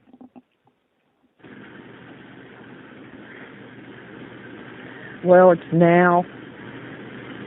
I don't think, and you can call these people all you want, you can email them all you want, you ain't going to get nothing back. It's just like this representative that John was talking to. He pretty much slapped him on the shoulder and said, thanks for paying attention to what's going on. And these people are living in a dream world. They have no clue. They have no idea of what's going on with the American people, but they're going to get a real rude awakening. I don't see anything less than a march on Washington, and I'm talking a big march to get their attention. These people are outright, blatantly in our face. Well, I've seen people call for people actually with arms marching on Washington, 1 million strong. And boy, when you start talking like that, that there's, people are riled up. But really, I don't think, short of a visible act of like that, I don't think we're going to see much of a change. We're not. Let me put my opinion in here. Yeah, please. The only change we're going to see is for the worse, regardless of the actions of the people. The only thing on the line is individual people's souls right now. The country is gone. The world is in chaos. There is no recovery, economically, politically. The only hope is in a spiritual recovery of some people that are left with some common sense, or those that can unplug and start to see what's going on. Other than that, I don't see anything changing for the better, ever. No, not without a real much something to get their attention. I thought about what you said last week, Joe, when I was talking about the 5 million man march, and you said, well, what do we do if they drop a drone bomb on us? And I was laying there that night thinking about that, and I'm thinking, boy, he just blew my whole march right out the window, because I don't want to see anybody get hurt, and they're liable to do something like that, But we've always run around. See, Sheila, I don't think Washington. The way I look at Washington right now is, you've got a bunch of people in there with attitudes like Bill Ayers, like we had like Larry Graffel was talking about. The Bill Ayers attitude, the revolutionary, and I know that's not the proper word, but that revolutionary attitude. And I think that they're a bunch of bullies, and they're a bunch of bullies. If Americans stood up en masse to these people, I think they would back down. I do. I really do believe that they would back down. I don't think they would double down if they saw the resolve of Americans en masse. And I'm talking about millions of people getting together and saying, we're not going to take this anymore, and descend upon Washington and say, you know what? We're going to surround basically the Capitol, White House, whatever, until we get this resolved. But can we do that? Look at the Zbigniew Brzezinski comments he made a few years ago, that it is easier to kill 1 million people now than it is to control 1 million people. Where earlier it was easier to control 1 million people than kill 1 million people. You think they care about 1 million people, 1 billion people? No. They want the billions of people dead. Well, then let's give them a fight. If that's what, seriously, and I mean, let's give them if they bring the fight to us, and we have to keep the moral high ground, by the way, then that's different. We have to take a page out of the forefathers, what our forefathers did. You hit the nail on the head, Doug. We're up against a bunch of thugs. Well, we are. But but Joe's got a point too. They don't care about life, liberty, God. This is a godless regime. This is a regime that hates us. Doesn't have any room for God. So yeah, I mean it's a whole different animal than it was a couple of hundred years ago. But nonetheless, we've got to maintain that moral high ground, and we've got to make a stand. If we don't make a stand now, when are we going to make a stand? And if it's not us, are we going to take it to our children to do it? We won't.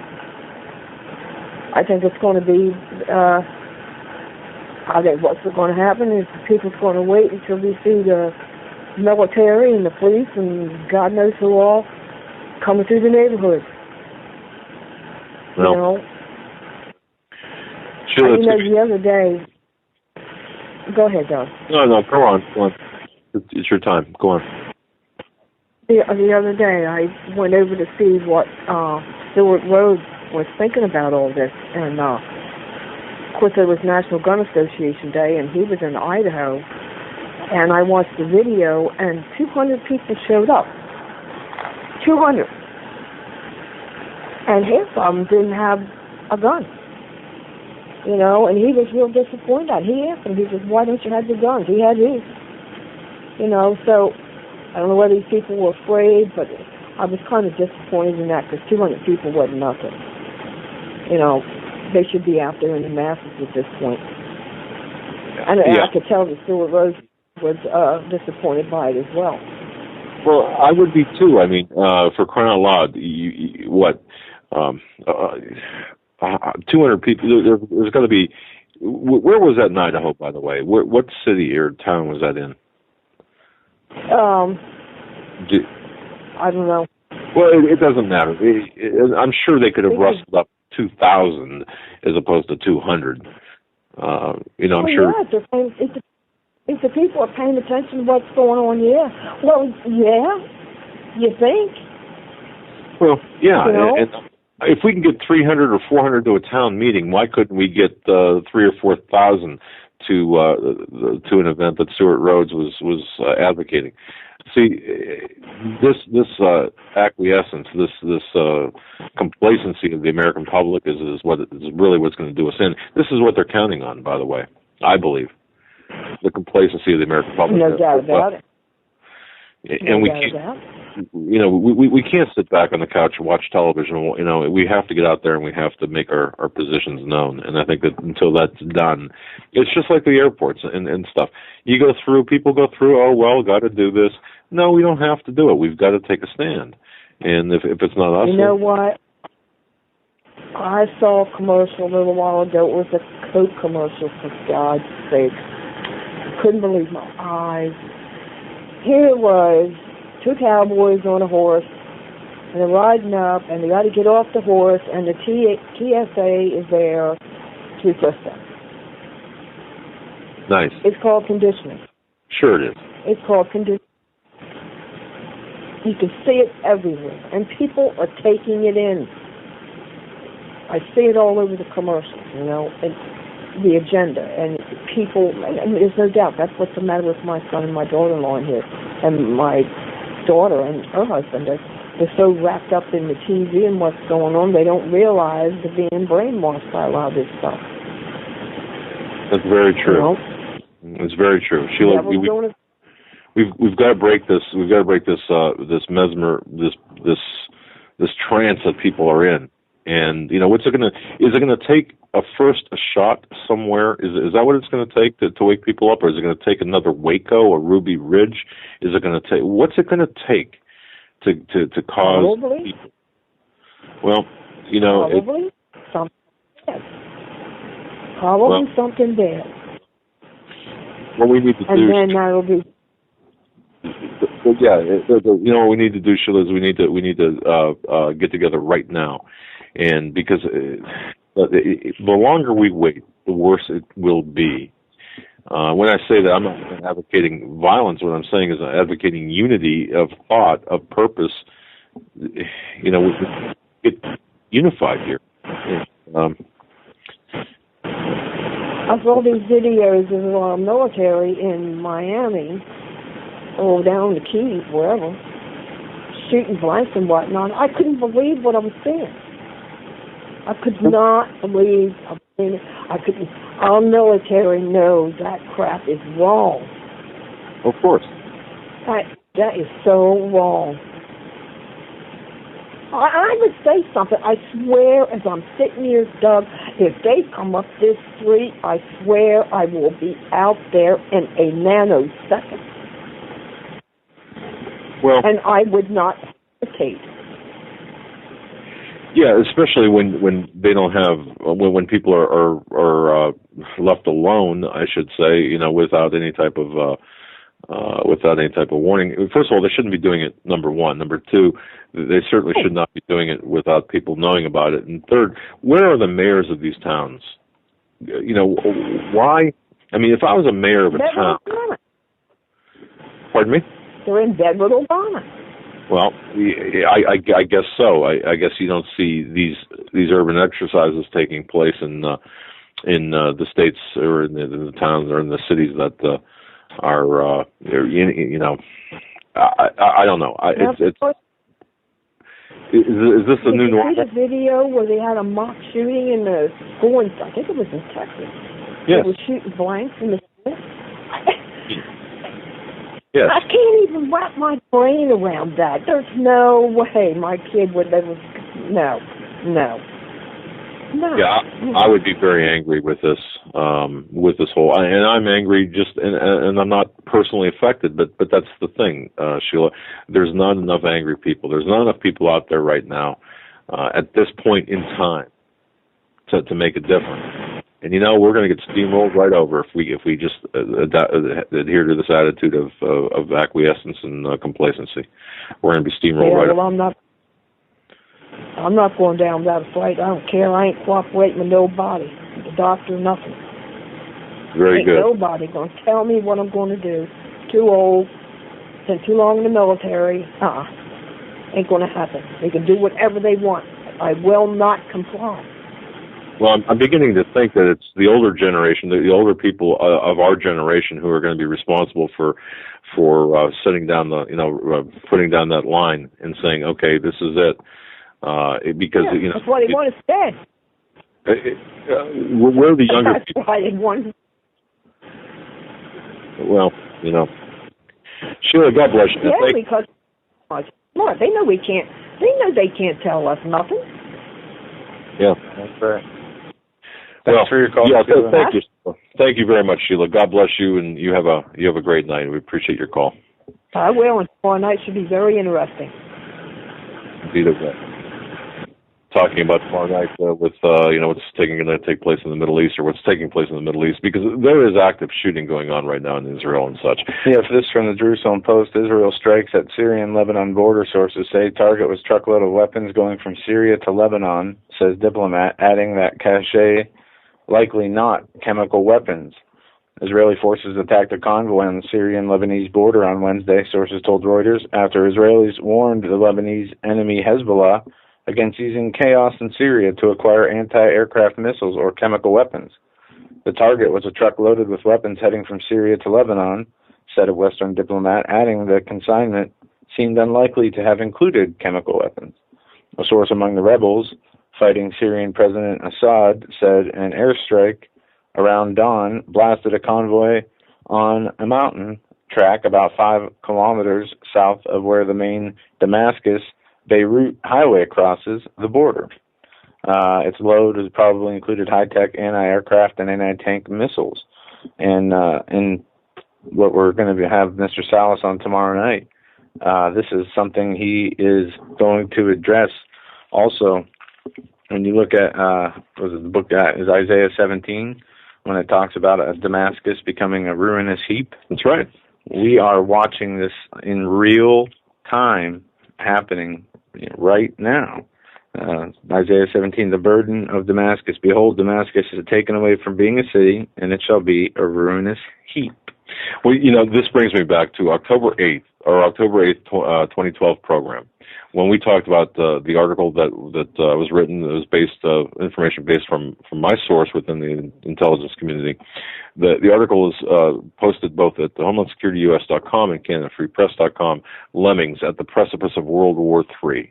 Okay, now in that article, we were the only radio show at the time. We were the only broadcasting entity at the time to raise the issue of chemical weapons. And in that article, and we talked about it on our October 8th, 2012 show, we stated that all that is needed is for a dutiful media to present one image, a video, or some other proof that Assad is using or has their hands on unconventional weapons, chemical weapons. This would provide the necessary pretext for the United States and NATO to intervene and ramp up the war against Assad. Now, what do we find out? We found out here just 2 days ago that Britain admitted that their emails were hacked. The equivalent of the Defense Department were hacked, and that there was an email contained in there to make it look like Assad was using chemical weapons on his people. And as a matter of fact, the email was it stated here, we've got a new offer. It's about Syria. The Qataris propose an attractive deal and swear that the idea is approved by Washington, meaning that would mean Clinton and Obama. We'll have to deliver a chemical weapon to homes, a Soviet-origin G-shell from Libya, similar to those that Assad should have. They want us to deploy our Ukrainian personnel that should speak Russian and make a video record. Now, that's from an email that was hacked out of the British Department of Defense, Defense Department, Britain's Defense Business Development Director, David Golding. Now here's the thing. We talked about this October 8th. Now this is coming out on January 28th. So we were, 3 months ahead of the curve on this, and here's the proof. Even though Britain's denying the authenticity of these emails, what do you just make these up? Of course not.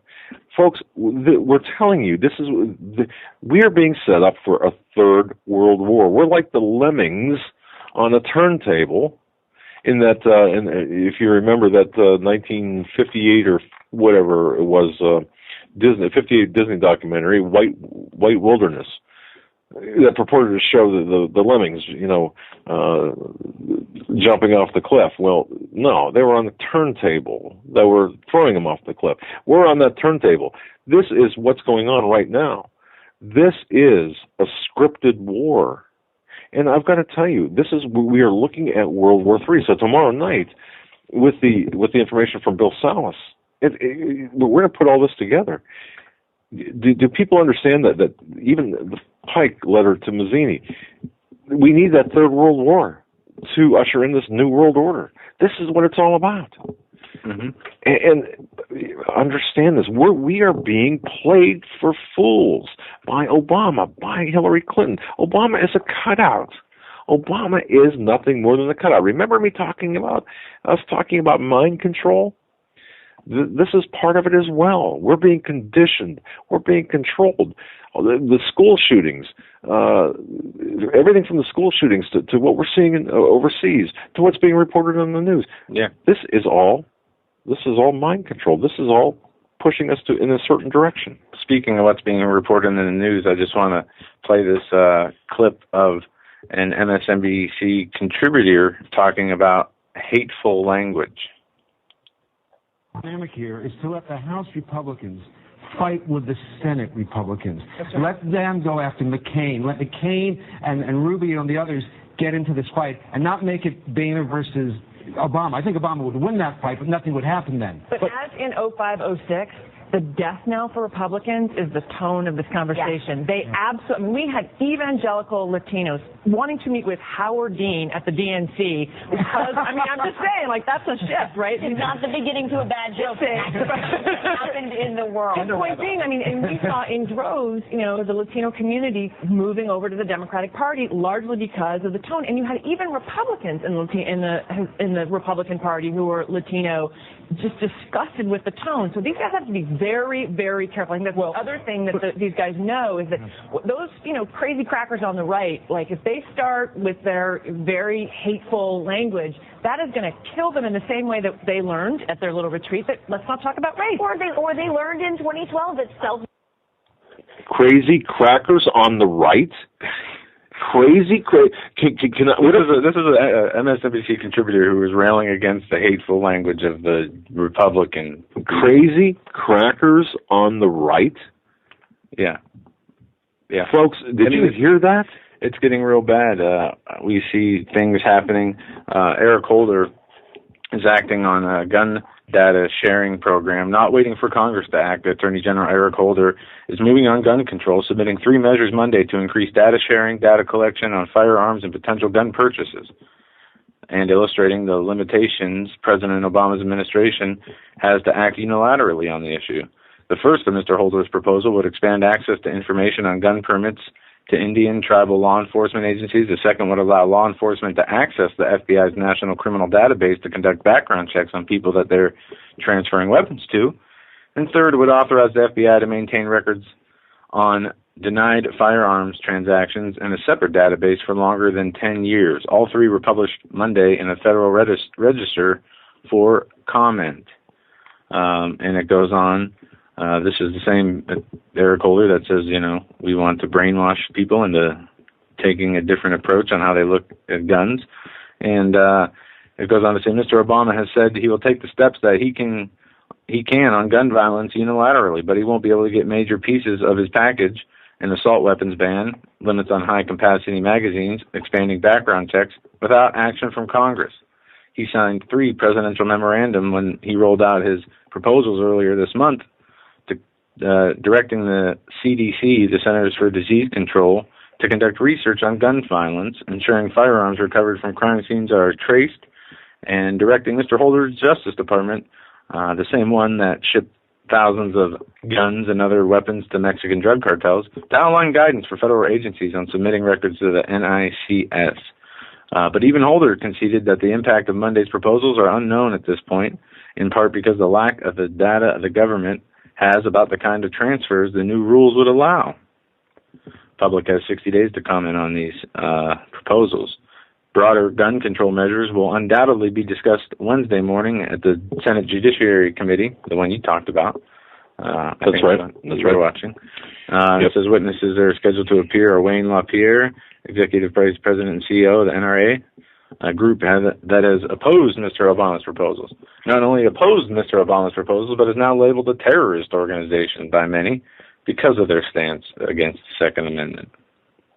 Because of the pro Second Amendment stance by the NRA. That was a poorly written sentence, by the way, but this is incredible. People often ask, what's this going to look like? How's this going to play out? The way I see it, and this is something as I was watching the Senate hearings today, I don't believe there will be any. Let me tell you what I think in part will play, or how this could play out in part. You're not going to have people in uniforms, obviously. There are not going to be any blue and gray uniforms as there were during the Civil War. You're not going to have the northern states versus the southern states. The battles are going to happen in our own neighborhoods. They're going to take place in our cities, our countryside, and it's going to involve everyone, even those who want to be left out of the battle are going to be involved. You're either going to be a fighter or you're going to be a victim. Now, when I say that, I'm not talking about, I'm talking about the people that are, I'm not talking about 100% of the population, or, the people that are infirmed or whatever. I'm talking about the people that put themselves out there, and they're not going to be. I don't believe they're going to be sides, any particular obvious sides to this beyond those who are constitutionalists versus those who want to shred the Constitution and destroy the Republic. But there will be bloodshed. That is going to, and I believe this to be the case. But there will be underground movements. There's going to be meetings in basements and bars and abandoned buildings. This is what I see in the middle of nowhere. You're going to have people that are going to be meeting with one another. You're going to have ambushes, bombs blowing up, government buildings and police stations being targeted. This is what I see, ambushes in the middle of the night on soldiers and police, especially if they bring in soldiers to restore order, those soldiers that will fire on American citizens. No. I see this taking place. And I say we have no part in that whatsoever. We have no part in it? You mean it's not going to happen? No, we should have no part in any kind of ambushes or, no part. I mean, in my opinion, we have the Lord's protection. We rely on His guidance and what He tells us to do whenever those moments arise. But the people who are going to go provoking violence. No, I'm not talking about provoking violence. The people who want the fight, though. The people that are saying, come and take it and see what happens. I'm talking about people who are going to be victimized by the people who are out there to take away our rights and our weapons. I mean, they're not just after our guns. They're after our rights. They're after us as people. Right. And I, for one, I'm not going to roll over and die on my knees or die in my bed. Nobody says you should. But there's a huge difference between engaging in a war that might be not only personally, physically fatal, but spiritually fatal. We're not to be a part of this world or anything in it, according to the Word.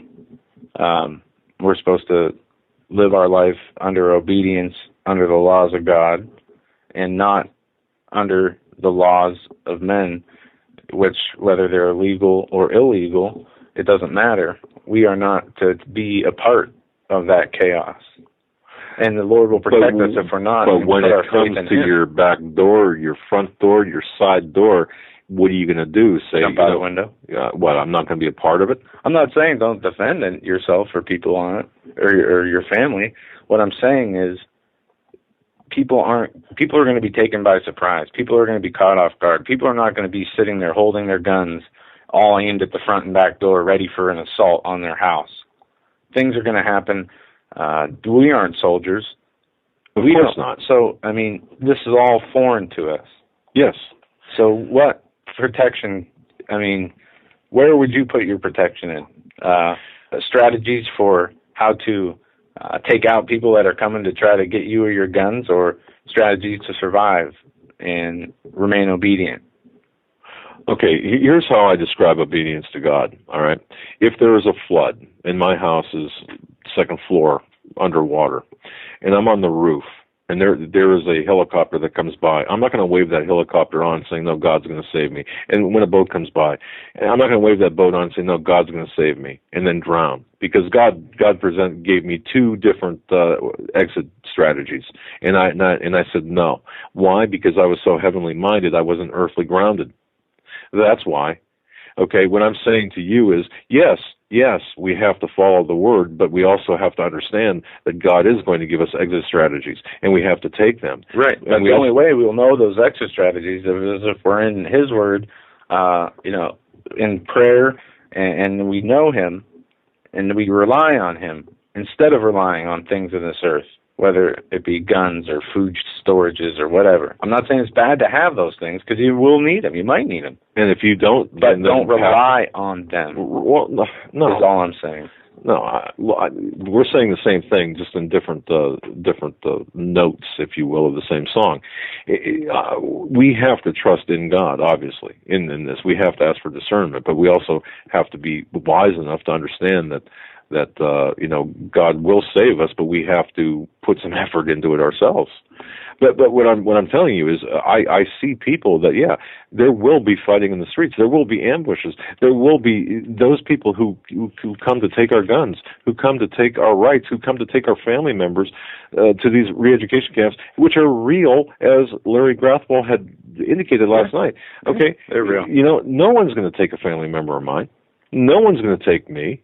I'm sorry, that's just not going to happen. Or if they do, they're going to have to drag out a dead, limp body.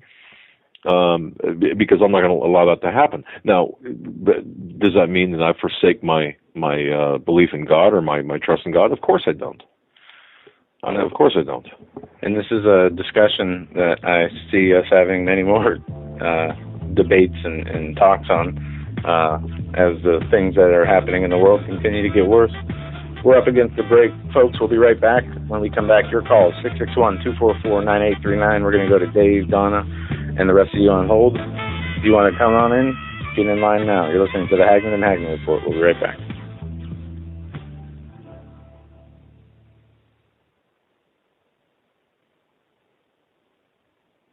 Survival of the fittest. In any and all situations, survival is your number one priority. That requires being tough and thinking smart.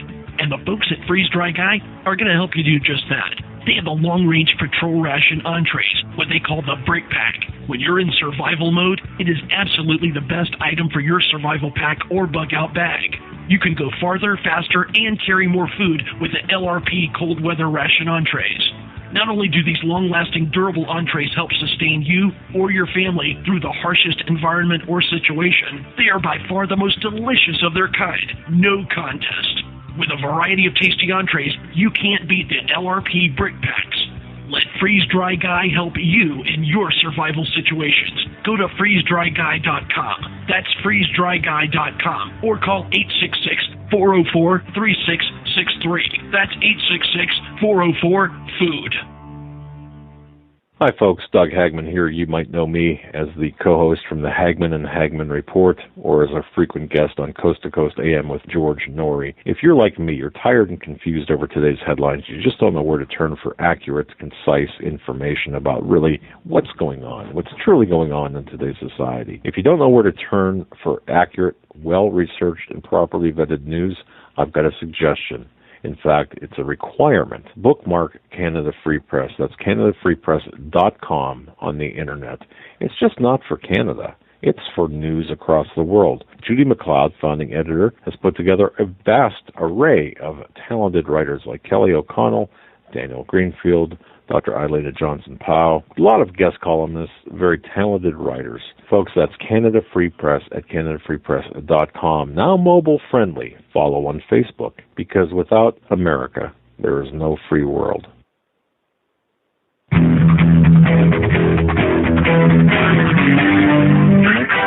Hagmann.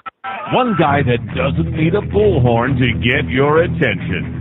You want answers. I want the truth. You can't handle the truth.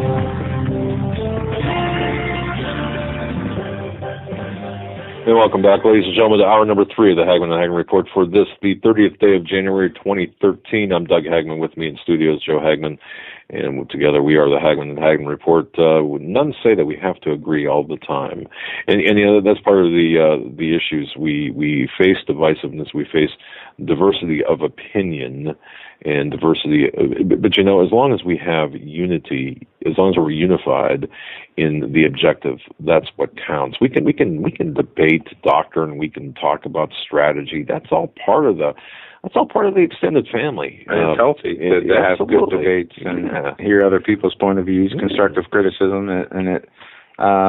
We need it. That's right. Look, every one of us out here, and I'll say this again. I know people get tired of hearing this, but there are a lot of new listeners.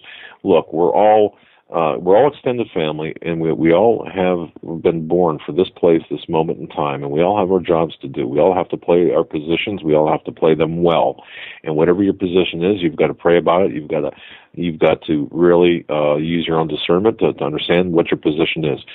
But we all have to do it in concert with one another. We can disagree on certain things, on the nuances of little things here and there. But I know together we are of one mind, and that one mind is God, country, and family. And when I say country, I'm talking about what was the idea of a constitutional republic, or, the rights bestowed upon us by God as delineated through the Constitution. So, the God, country, family, together. That's what the big picture. Two things before we get to the phones. I want to thank Sandy again for sending me this email, and I heard this, and I wanted to just make sure everyone who follows Rick Wiles, True News yesterday. Rick played a show from 13 years ago, 2000. I got to listen to the first 20 minutes of his show. Okay, about the UN Small Arms Treaty. Well, this was, and he talked about what was happening now. Went back to an older clip from him, right? And he was talking about the same thing and laying out exactly in detail what the UN Small Arms Treaty was, how it was going on to UN gun control. That's correct. Right. Yes, and if you guys, we talked about the internment resettlement operations document by the Army, and in here, they talk about different things like using international and intergovernmental organizations. They say international organizations and intergovernmental organizations will often have a presence in areas in which U.S. forces may conduct operations, especially if those areas have some type of unrest or upheaval prior to the U.S. operations. Under the United Nations, the North Atlantic Treaty Organization, Interpol, and the International Crime Police, Interpol is the International Crime Police Organization, will provide support, whether it is logistical, troops, and these will usually be conducted in assessments of local areas that focus on the needs of the local populace. They talk about urban areas will be a primary focus of these reports.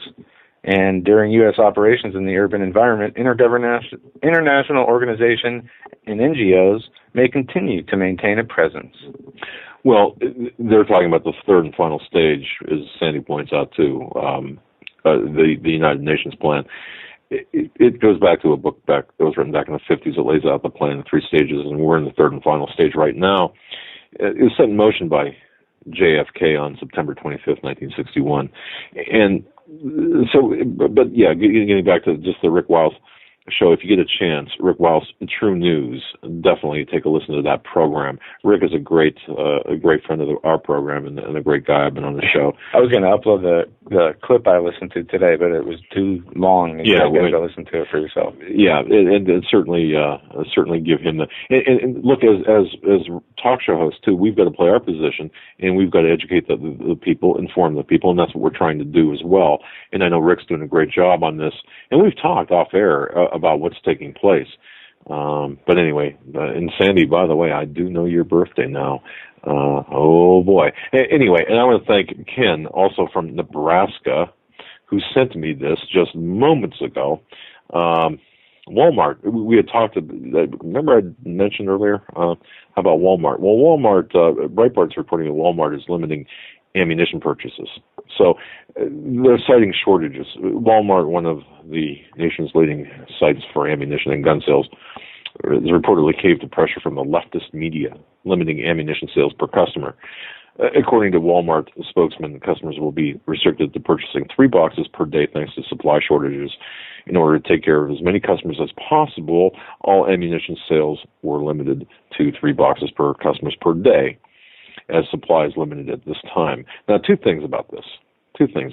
Number one, if I go into Walmart and pay cash for 3 boxes and then go an hour later, how are they going to know that facial recognition software, Janet Napolitano's watching you through their TV screen? Okay, well, if that's the case, I would like to try this. I would like to test this out. using cash. Only because and I'll videotape the incarceration. Well, no, I mean it's a company policy. It's not a law.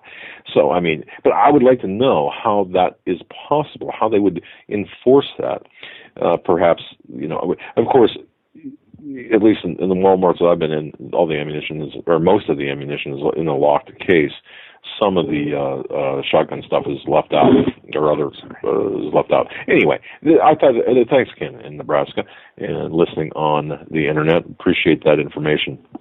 But once again, I just want to remind people, too, about tomorrow night with Bill Salas, the third hour, but also, please, folks, if you haven't read on either Canada Free Press or HomelandSecurityUS.com, our article from October 8th, 2012, Lemmings at the Precipice of World War III. Please give that a read again in light of what we know now about the setup of Syria with chemical weapons. And by the way, you will see a chemical incident take place in Syria that will start the involvement of NATO and of course our troops. Now let's go to the phones. I believe we've got a 248 number on hold, do we not? Yep. Okay, let's 248, you're up. Go ahead, 248, you're up. Hello, how are you guys? Very well. What's on your mind tonight? I just wanted to respond to what Joe said. First of all, I'd like to thank both of you gentlemen. You guys do a really, really, really good job, and you guys make an awesome team for a father and son. It's just it's unbelievable, and it's so real. Many times you guys don't agree, don't see things the way it is, but it just lets you know how real and true to your nature that you two gentlemen are. And I just want to really thank you, and God bless you for what you do. Joe, I want to also congratulate you for your faith. But you have to remember, when Moses was on the hill praying in the Spirit, warfaring in the Spirit, other men of God were in the field dying by the sword for the Lord. You know, God has warriors and soldiers in every walk of life. He might have somebody praying somewhere. He might have somebody dying somewhere for him. This country is there's a sleeping giant in this country. And that sleeping giant is Christians that don't go to church, that aren't caught up into the news and the media, and they see clearly what's going on. They're on their faces hours a day, and they clearly are hearing from the Lord. And I'm telling you something. When this whole thing breaks out, there will be armies that this country has never, ever dreamed of seeing before. I tell you right now that they know about it. They know about these people that are out here. But these people will not stand down. They are ready to die just like any other terrorist, but they know where they're going after they go. They're not worried about their families or their children or anything else like that, because they know that the Lord has them secure at the end of the day. But, as far as protecting your home, this country is our home. This is our land. And we are invaded right now. And if it means laying down our lives, then fine. What good is it to be a slave to these people, and not stand up for the things of God just to keep this flesh? There's many ways of looking at this instead of just one way. You know what I mean? I love it. I love it, caller. You know what, Joe, how do you respond to that? No, I agree to a degree with the caller, and there were lots of people that perished in battle in the Old Testament and over the land of Israel and other things. Yeah, it's not about being tough or John Wayne or saying, come get me or this or that. It's about being led by the Lord. Believe it or not, God does tell a person to pick up a sword and defend my word and lay down your life. It's amazing how Christians aren't willing to lay down their lives, but Muslims are willing to do it, blow themselves on a plane, kill innocent babies, women, and children. And when it comes down for real warfare, standing up for things that are meant for us to stand up for, a lot of Christians, they just whimper up and want to run to a closet and, say a few Hail Marys. Well, that doesn't work. You see all the churches they're burning down in the world. Well, I say load up. If you want to come burn my church, then we're going to fight to every last drop. We're not just going to, this whole notion, and it's biblical. I don't know who's teaching these things. The whole notion that, we don't do these things. I'm sorry. In the Bible, it's there. In the Bible, we were ordered by the Lord to wipe out whole nations because they were full of evil, full of all different type of abominations, and he didn't even want us to keep their cattle. He didn't even want us to keep their jewelry. He didn't even want us to keep their furniture. And the ones who did, guess what? The Holy Spirit showed up and killed them himself. So God is not a joke. He's not a wimp. He's not some guy that's worried about his people. He already knows that many of us are going to die, but he knows that many of us are going to stand up to the very last drop, and then we know where we're going when we die. It's not about being tough, or no one wants to be hurt or stand up and be a hero. But at the end of the day, yes, there are prayer warriors. I pray very hard. I promise you, I cry for this nation. And the last thing I want to do is punch a man, hurt anyone. But the Lord, if you are close to the Lord, he will move across your heart and tell you, look, your days are numbered, and you are to go out there and die right on the battlefield, and that's it. That's it, And once you get those orders from him, there's just no looking back from there. And I don't always agree with Doug, and I don't always agree with you, but I agree with both of you as a team. I think you're awesome. I know the Lord is using you in amazing ways, and I know that there are many people that can't hear a voice in this country, and that God is using you two gentlemen to, just literally rock people to sleep and give them hope at the end of the day. And I think that's awesome. And I'm not here to chastise anybody. I'm just here to fellowship. I appreciate Doug. He's from the old school, and I appreciate Joe because he's more on the spiritual side.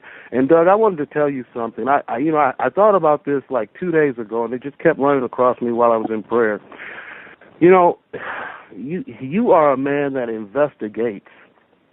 You look into things and you check things out, and you get a second opinion and a second opinion, and you're not a fool. But I'm telling you, brother, you are going to have to investigate that Bible too. That is your number one investigation, and investigating in the Word of God, and just not men and men's affairs, because you are an awesome man. It was amazing how fast you got healed from this flu virus, man. I know people that were down for almost a month, and these prayers here work. These people out here that pray for you, that stuff works, man. I really pray to God that you know what, no one can read the Bible and be done with it.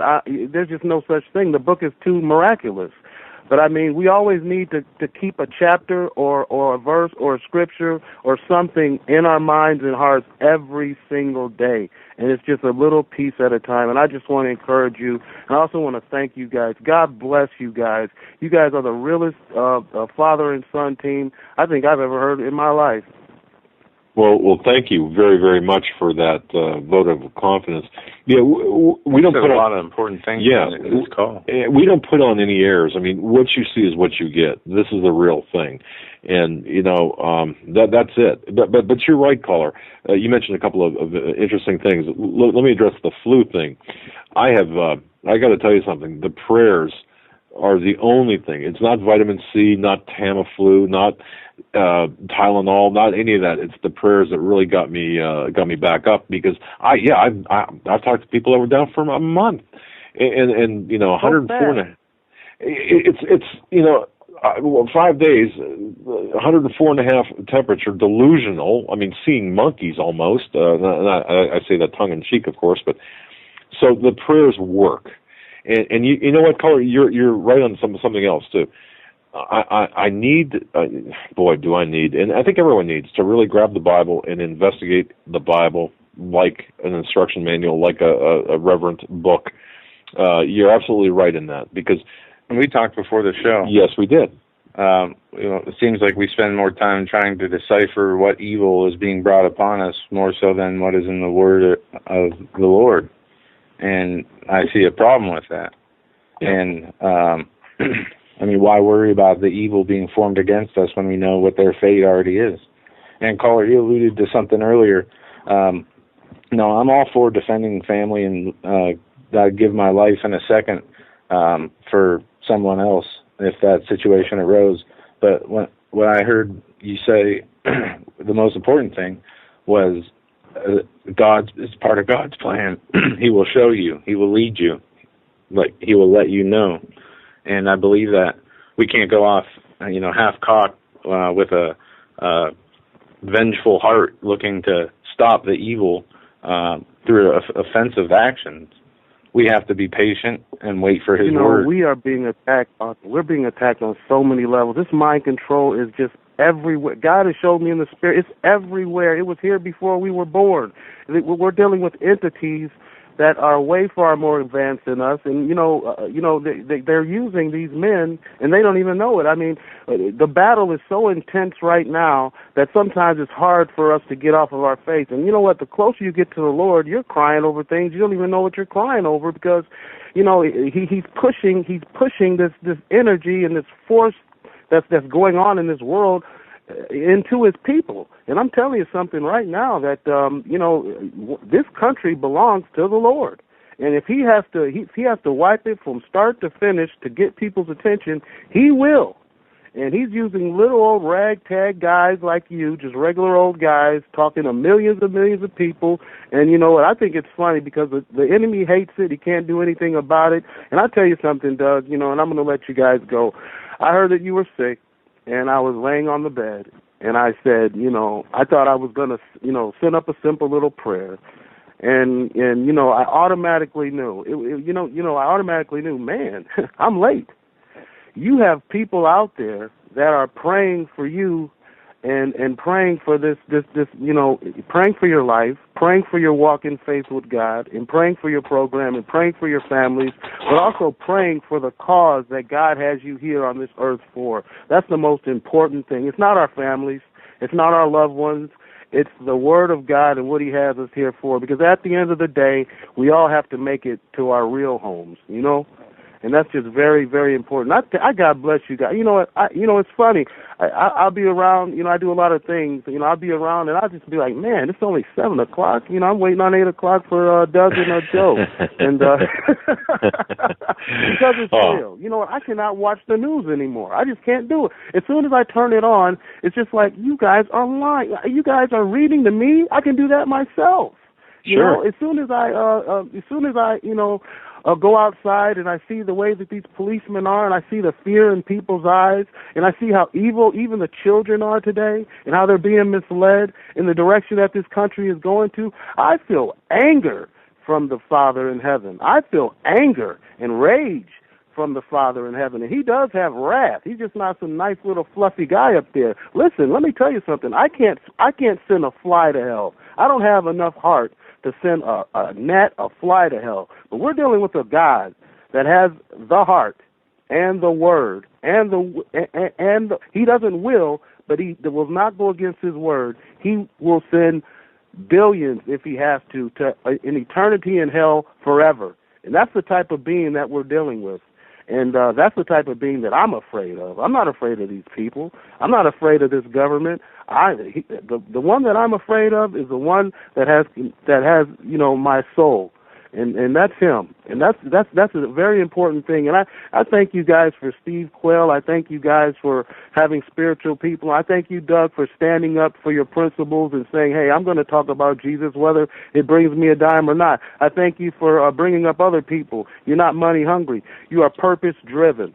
And that is a blessing. And both of you gentlemen are a blessing. One of these days I'm going to call in and I'm going to pray for you guys.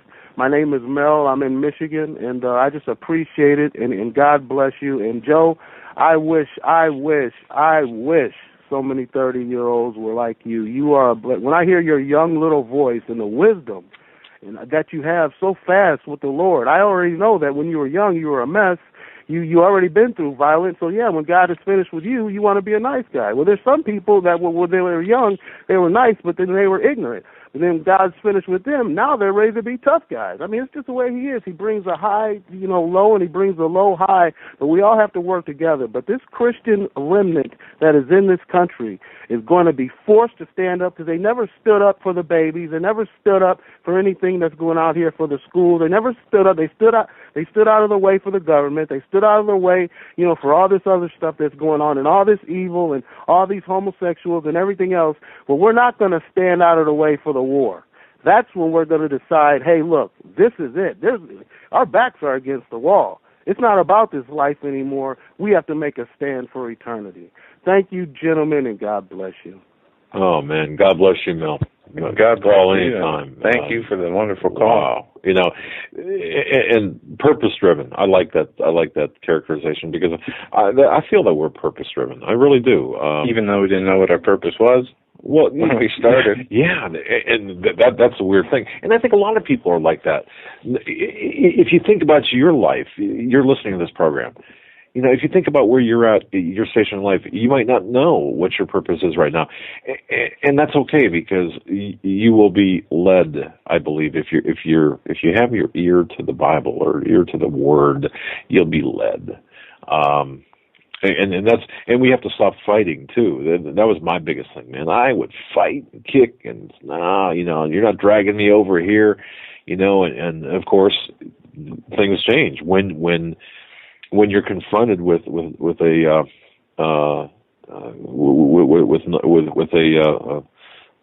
not alternative, but with a ultimatum. You either stop talking about this on the radio, so, you know, you lose your pro-life stance, or you know, stop being so political and spiritual, and then you can stay. You can still have us as a client, or hey, or if you don't, you've made your decision. So there was really no decision to be made, and that kind of pushed us into where we're at now, because and that's kind of what happened. It's just bizarre, but it's God's word. It's God's work in our life, and I think that people listening to us that are not certain if they're at their station in life where they need to be, you'll get there. Just listen and don't fight God when He's telling you things. Don't fight that. Man, no, that's what I was doing. I was fighting every step of the way. And even Joe, for being as young, and my son, you know, fathers can learn a lot if they watch their children. And it's weird to say children when he's bigger than I am, almost, but you know, it's humbling, by the way. So anyway, yeah, it was a great call. We're going to move on. Area code 281. You're up next. You're live on the Hagmann and Hagmann Report. Hello, gentlemen. This is Sharon from Texas. Hi. I know you heard you heard about the training that went on in Houston yesterday. Yes, well, in Galveston, they're having a training tonight.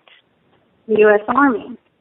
It's a Special Forces from North Carolina, no doubt.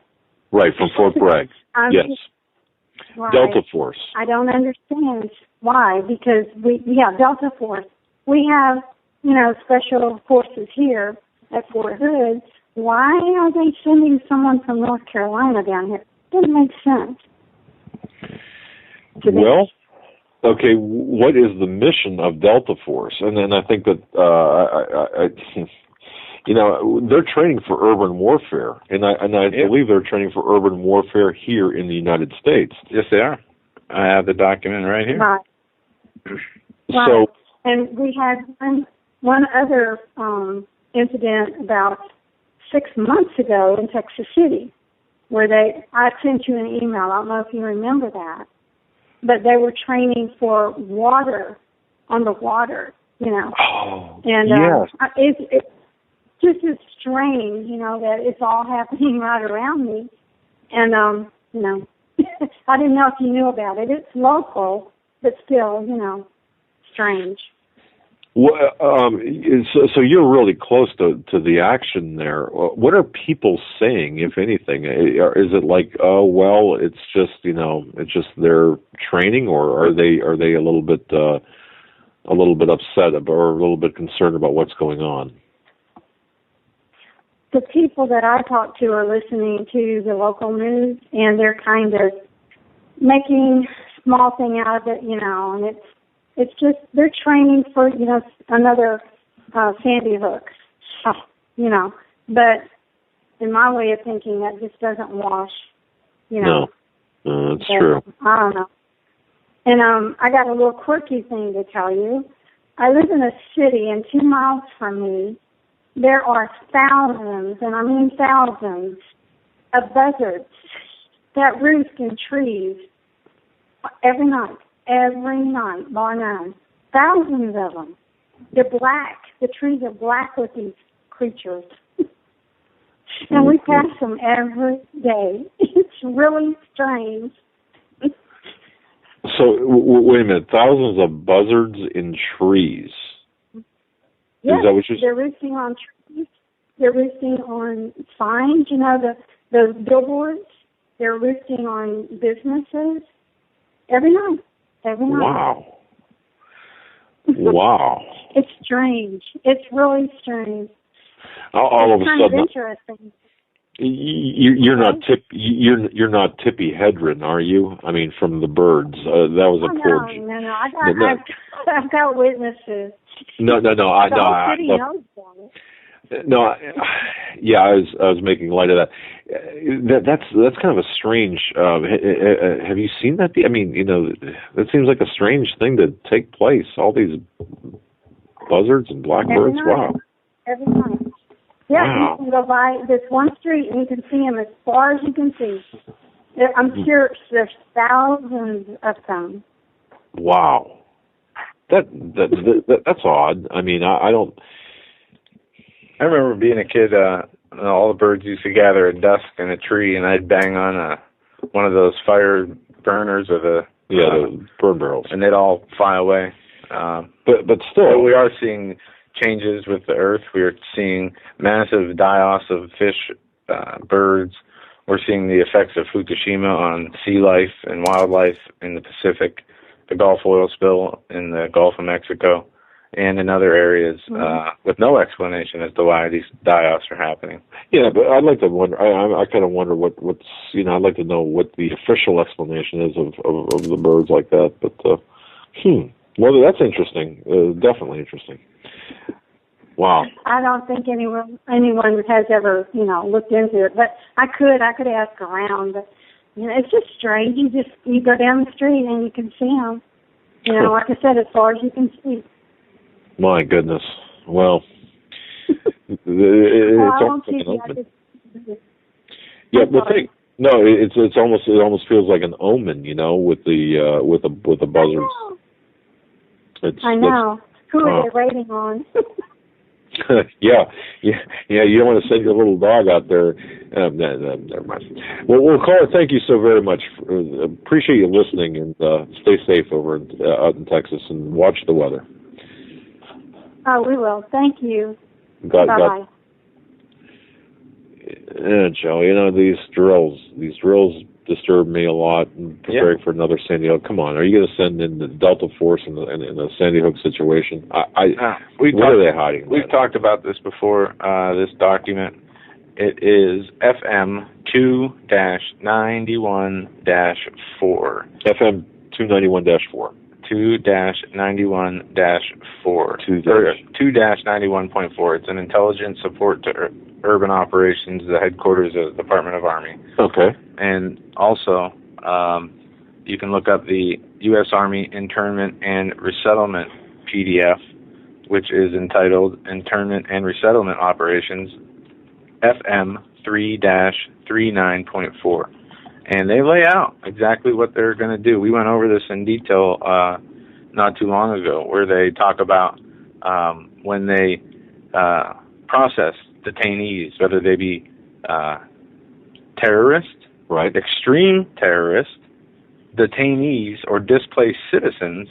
They have protocols such as silencing those praying or singing by muffling them by placing a sock in their mouth while wrapping a paper or something around it to keep sure that it's in there. They talk about having religious, church services in these facilities that will only preach the universally accepted version of that religion, and that people who are extreme to their religion, and let me put this in Christian terms, real Christian terms, people who really believe the word of the Bible, the words in the Bible and what they say, will be non-compliant with this new teaching in these camps. And we went through this earlier. I'm not sure I'm understanding this. What are you telling me? What are you telling us? That what? Explain this a little bit. Okay, what they talk about in the internment and resettlement operations document is that what they're going to do is they might have to repopulate areas based on some kind of civilian activity interfering with military operations, a terrorist attack, or some other type of unforeseeable. So they're talking about moving portions of the population. Correct. Okay. All right. For various reasons. All right. And I'm looking for the page here, but they talk about the detainees and the people that will be how they're going to process these people as they are moved into the camps. All right. And if I can find the page here, and I think it was page 67. Okay, but the bottom line is they've got a plan for us, and what you're saying is it's. I mean, this is all laid out. Look, General Wesley Clark talked about this neoconservative, this regime change in the Middle East some 20 years ago. So this is no surprise to me. But go on. Well, just quick from this Army resettlement document on page 69, it says detainee processing techniques, and these are techniques using search, silence, segregate, and safeguard and tag techniques. And silence is the second one. Prevent detainees from communicating with one another or making audible clamor, such as singing or praying. Silence the uncooperative detainees by muffling them with a soft, clean cloth tied around their mouths and fastened to the back of their heads. Who's the author of this? Do not use duct tape or other adhesives. Who wrote this? Who wrote this? This distribution is authorized by the Department of Defense and Department of Defense contractors only to protect technical or operational information from the automatic dissemination under the International Exchange Program. All right. So here's the instruction manual for handling people like us. Given to the U.S. Military Police School, Army.mil. The publication is Army Knowledge Online at www.us.army.mil. General Dennis J. Raymer, Training and Doctrine Digital Library at www.train.army.mil. All right, so this is what their plans are for us. Yes, this is from the Department of Defense headquarters, the Department of the Army headquarters from Washington, D.C., February 12, 2010. All right. So this is what we've got to look forward to. So we've got some insight into. And this gets worse. It talks about what is in Obamacare with the Social Security numbers, changing them to, instead of SS numbers, like ISC numbers, or there's a term that goes along with this for identifying it. And the tagging that they talk about, and the preachers that they talk about. I actually have. What do you mean preachers? They have a clip uploaded. They talk about the clergy response team. Okay, the clergy. Okay, that's a clip from back when Katrina happened. But in this document, it goes on to say how they will deal with the religious practices with the detainees, and they say that they will only teach the universally accepted teachings of each respective religion. Which, by the way, folks, is going toward that would be like plan of a one world religion. Them teaching Christianity and saying that it is pro-homosexual, pro-abortion, pro-Obama. Basically. This is a document that you showed me earlier, right? Yes. All right. And then actually you have emails of individual key points of this document. Yeah, right. But I just want to be clear on this because you're talking about a concept here that I think people don't, are not actually really understanding that how widespread and the scope of this is going to be so huge. We're all going to be in this together, and ultimately they're going to defile Christianity, Islam, and Judaism. Yeah. To make it to morph it into one religion, one world religion that's acceptable to the one world order, and that's go on the United Nations website. You can find the information of their plans there. Yes. And I got an interesting email, and we're going to go back to the phones. I just wanted to read this because I think a lot of people are. I'll read some of it. I think a lot of people are in this position. A lady sent me a message and said she is worried about her son because of the movie and movies that Zeitgeist, they had released a couple other movies.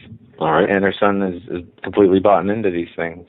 And she asked any help and information on how to reach her son and get him away from the mindset of these movies, which, if those who aren't familiar, it is an anti-religious movie where it just goes on to say that Jesus is a recreated story from 7 times over again, and religion is used just to control people.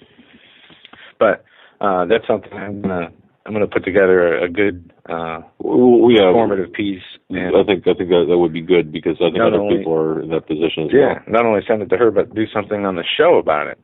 And it's interesting that I think the MIAC report, or one of the DHS reports, lists that movie. It puts it up there with the "Don't Tread on Me" flag, and that's like a psyop inside a psyop. Yeah, exactly. Trying to demonize something that they want pushed through. And we're as a comparison. Well, I don't want to get too far out on the limb here, but think about this. You've got people like John Brennan, who he's up for the CIA directorship. Well, actually, that's a bad comparison. Let me walk that back, and you go ahead and continue with what you're saying. No, I was done. I just wanted to. I got an email from Louise here. I just want to address real quick. Just wondering if there's a connection between Hillary Clinton's head wound and mind control. You know what? The more I look into this, I don't think that there's a direct connection there.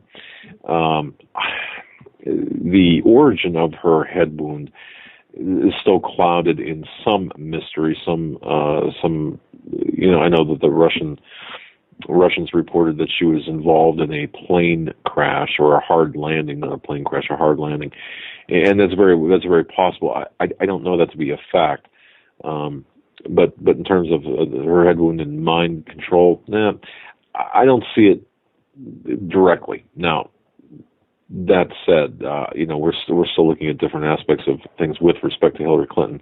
The second part of this is she just wanted to say that she was on the beach in Marco Island, Florida today in a black helicopter, a military-style black helicopter. I would assume flew very close over the beach around 4:00, which was very unusual. And we're getting not today. Not in today's day and age. You know what? We're getting reports, more and more reports of these military-style unmarked helicopters, black, dark-colored helicopters flying, even here in the Great Lakes. We had what are those big double turbined? I don't know. What are those double blade things? Basically, they transport helicopters. They have the weapons capabilities. Like 6 or 7 of those I saw one day. I saw 2 the next day. They're big green things with what you see landing in Afghanistan. Right. Yeah. And they've been flying around Lake Erie area for... This is one thing that we're going to ask Steve and Greg Evenson. Greg Evenson's got some tremendous contacts in the military and in the law enforcement communities. We're going to ask him about this. So, Louise, on Saturday, definitely, if you can, tune in. All right. We're going to go back to the phones. We got a bunch of people on hold, so we're going to try and keep them quick. We're going to go to Dave in Long Island first. Dave, you're live on the Hagmann Report. How are you tonight? Hey, Joe. How you doing? Hey, Doug. How you doing? Hope. No, not hope. Glad you're back. Glad you're feeling better. Right on. Thank you, man. You're welcome. Real quick, Joe, you had that person on that night when I called in when your father was sick, but I don't know if anybody knows about a Buffalo attorney, Jim Tresmont's class action suit to repeal the unconstitutional ban in New York. Jim Tresmont? Any word on that? Yes. No, I haven't heard anything, but I'll check it out. Can I then make a statement to any New Yorkers out there, any conservative, not liberal? No, I'm only kidding. You'd have to send an email to tresmondlaw@gmail.com. I don't want to give all the stuff that they need. It's Tresmond, TRESMOND, then LAW, no spaces, at gmail.com, or call his office at 716-202-4301. 716-202-4301. Then there's a Senator Kathleen Martial+'s petition online.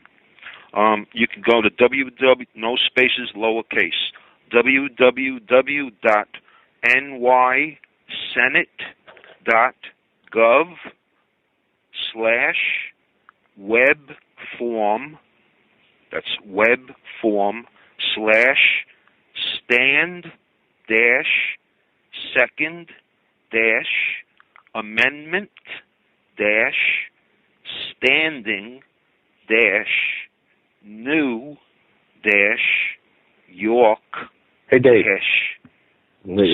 Yes? Dave, you're in the chat room. You want to send me a message with that link in it, and I'll post it? Because no one's really going to remember this. You've got a so you got an attorney. All right.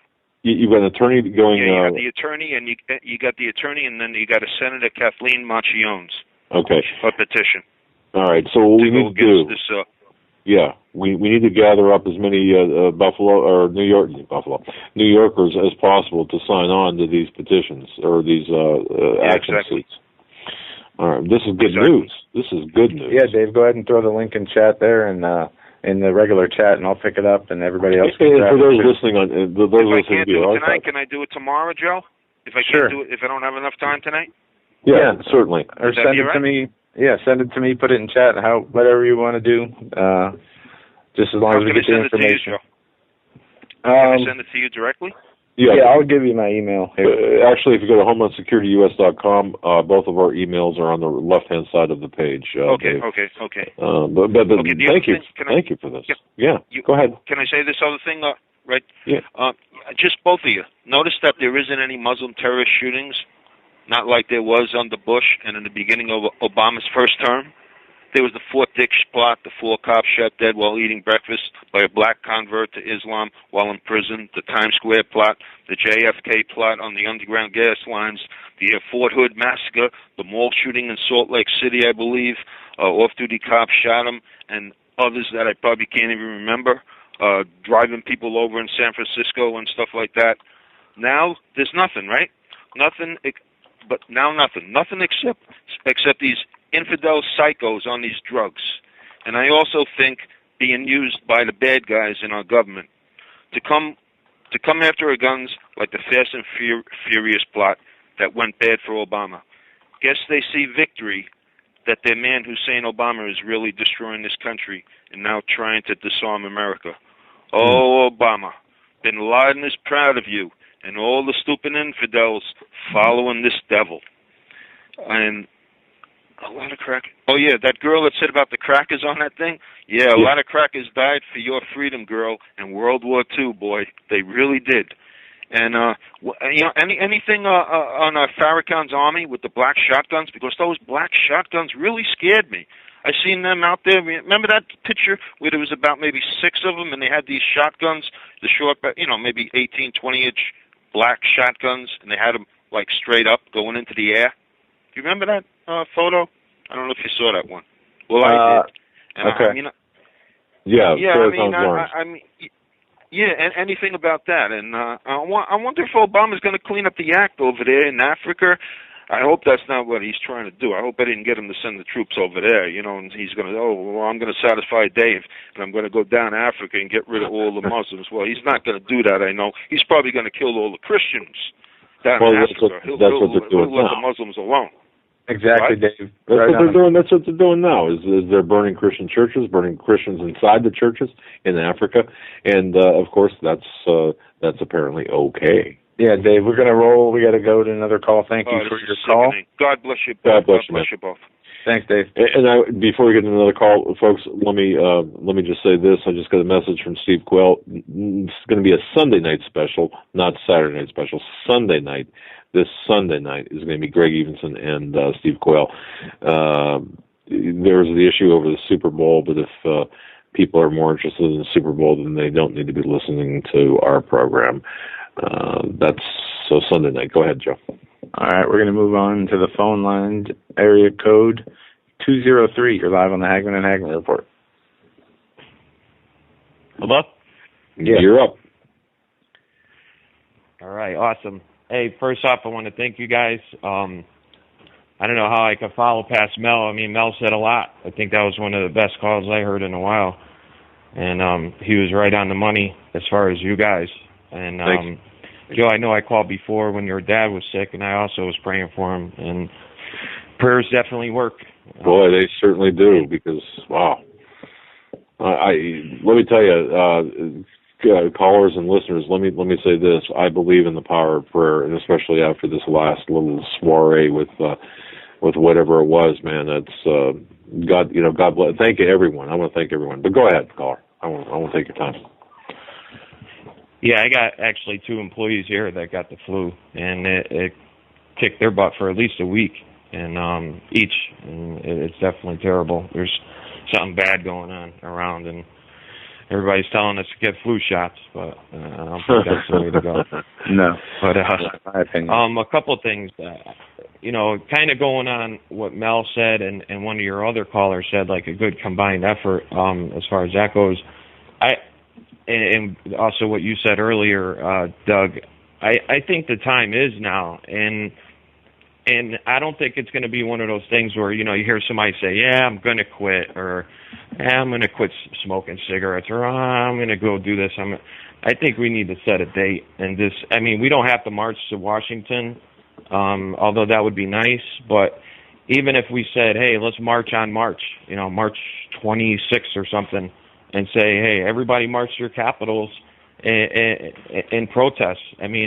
If we did that in every state, if we let this type of thing go viral and say, all right, hey, listen, everybody march to your capital, as far as, and not just on a gun trip. Obviously that's really important, but also on an abortion thing. It could be a Christian thing where everybody goes to all these churches and rallies everybody up in the churches.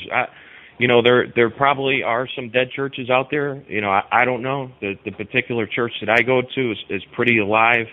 Everybody who leaves there gets something and they're fulfilled and everything. They feel great when they leave. But let's rally up the churches. Let's go in all these churches, have the pastors spread the word. Hey, let's all stick together and go do something and show that this Christian community is here. And like everybody else was saying, that we're not soft. All right, yeah, we don't want to hurt a fly, granted, but at the same time, that's not weakness. We're not going to be weak. I'm not saying that we need to go attack or do anything crazy, but we should march for something that's important to us.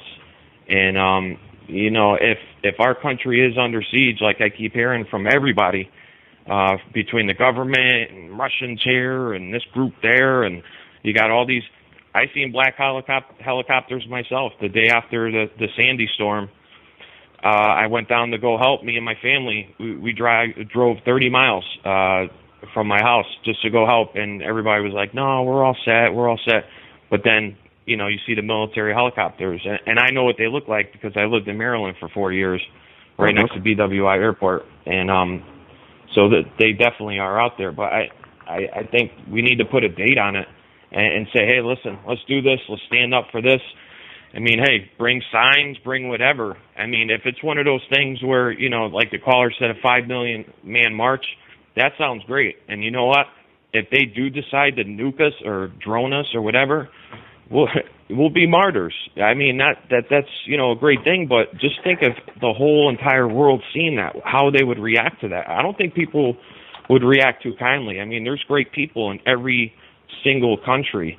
It's like they try to brainwash, like you said, oh, yeah, China thinks this way, Russia thinks this way. There's great people in those countries. And if they see us, stand up for something we believe in and we're ready to die for that, and something crazy did happen like that, these countries would react. Just like we reacted to that guy who stood in front of the tank and was ready to get ran over. They see stuff like that. We need to get these idiots out of there. If they're in the government, if they're in the Senate, if they're over there and they're not doing their job, get them out of there. It's like I was saying about the the pastor's leading the church in a different direction that's not biblical, and hey, have a talk with him, heart to heart. And if that's not, something that the church is doing to their pastor, then shame on them. But I don't know. That's all I really had to say. I don't want to take a long time. But appreciate that. Appreciate the call, sir. Very good. Yeah. It would be nice, Joe, if we can get 5 million, 1 million, 2 million, whatever. It would be very good. I'm just so afraid that we're not going to have that opportunity. No, I agree. Thanks for the call. Thank you, we're going to try and hit one more call before the end of the show. Thanks. All right. All right, man. All right. We are going to go to one more call. Let's see. Switchboard giving you trouble there? No, I'm trying to get find a specific caller. Okay. All right, we're just going to go to area code 304. You're live on the Hagmann and Hagmann Report. 304. Hello. Yeah, I'm here. I'm here, guys. All right. You're up. I just wanted I wanted to know if you guys had saw that I think his name is Jonathan Cahn. Yes. The writer of The Harbinger. Yes. Did you see his there was a video that came out, and you can get it off the Tree of Liberty. That's where I got it. But it's the prayer, that's the inaugural prayer breakfast. Well, yes. That is powerful. It certainly is. And he, yep, we both Joe and I did, and he invokes, or he talks about the harbingers that he talked about in this book, and very powerful indeed. And I would urge everyone to watch that. Yeah, I just wanted people to know that was out there, and that is it's powerful. It was like my brother and I were sitting there listening to it. It's like having Isaiah or Jeremiah, talking to not just this nation but the whole world. Yes, it was powerful. Yes, and for those who don't know, Rabbi Jonathan Cahn wrote the book The Harbinger, and he talked at the Marriott Hotel on the morning of the inauguration at the prayer breakfast there, and he spoke for I think the video is maybe 29 or 34 minutes or something like that. It's a very good investment of your time to listen to what he's got to say. He talks about the abandonment by America of God and the judgment that is befalling us, and the veil of protection that's been removed from America because of our abandonment of God and what's right. And yeah, so it's very powerful. You're exactly correct. Well, I just wanted people to know that, and I just have been enjoying you guys, and you just keep up the good work, and thank you guys tonight. Well, God bless you. Thank you. Thank you very much. God bless you. All right. Joe, we're humbled. I mean, by people who listen to us all over basically we're getting calls and emails from all over the world, and man, I'll tell you what, just want to thank everyone for listening, and we just hope that we can provide the information that's needed, at the time it's needed, and be an asset to everyone, listening. Wow. And continuing to grow as our audience does. Donna and caller from Tennessee, you guys will be first in line tomorrow when we take calls before Mr. Salas comes on. And let me just reinforce what I said earlier. The program that we kept referencing for Saturday is now Sunday with Greg Evenson and Steve Quayle. I know that's Super Bowl Sunday, but it's going to be from 9 to midnight Sunday. Greg Evenson and Steve Quayle, and it's going to be you can mute the Super Bowl and listen to us too at the same time if you so desire. But and that too will also provide us an opportunity if anything does happen. We've been getting some interesting reports about the potential things at the Super Bowl. Of course, we've been getting those reports for the last 10 years. So yeah, who knows?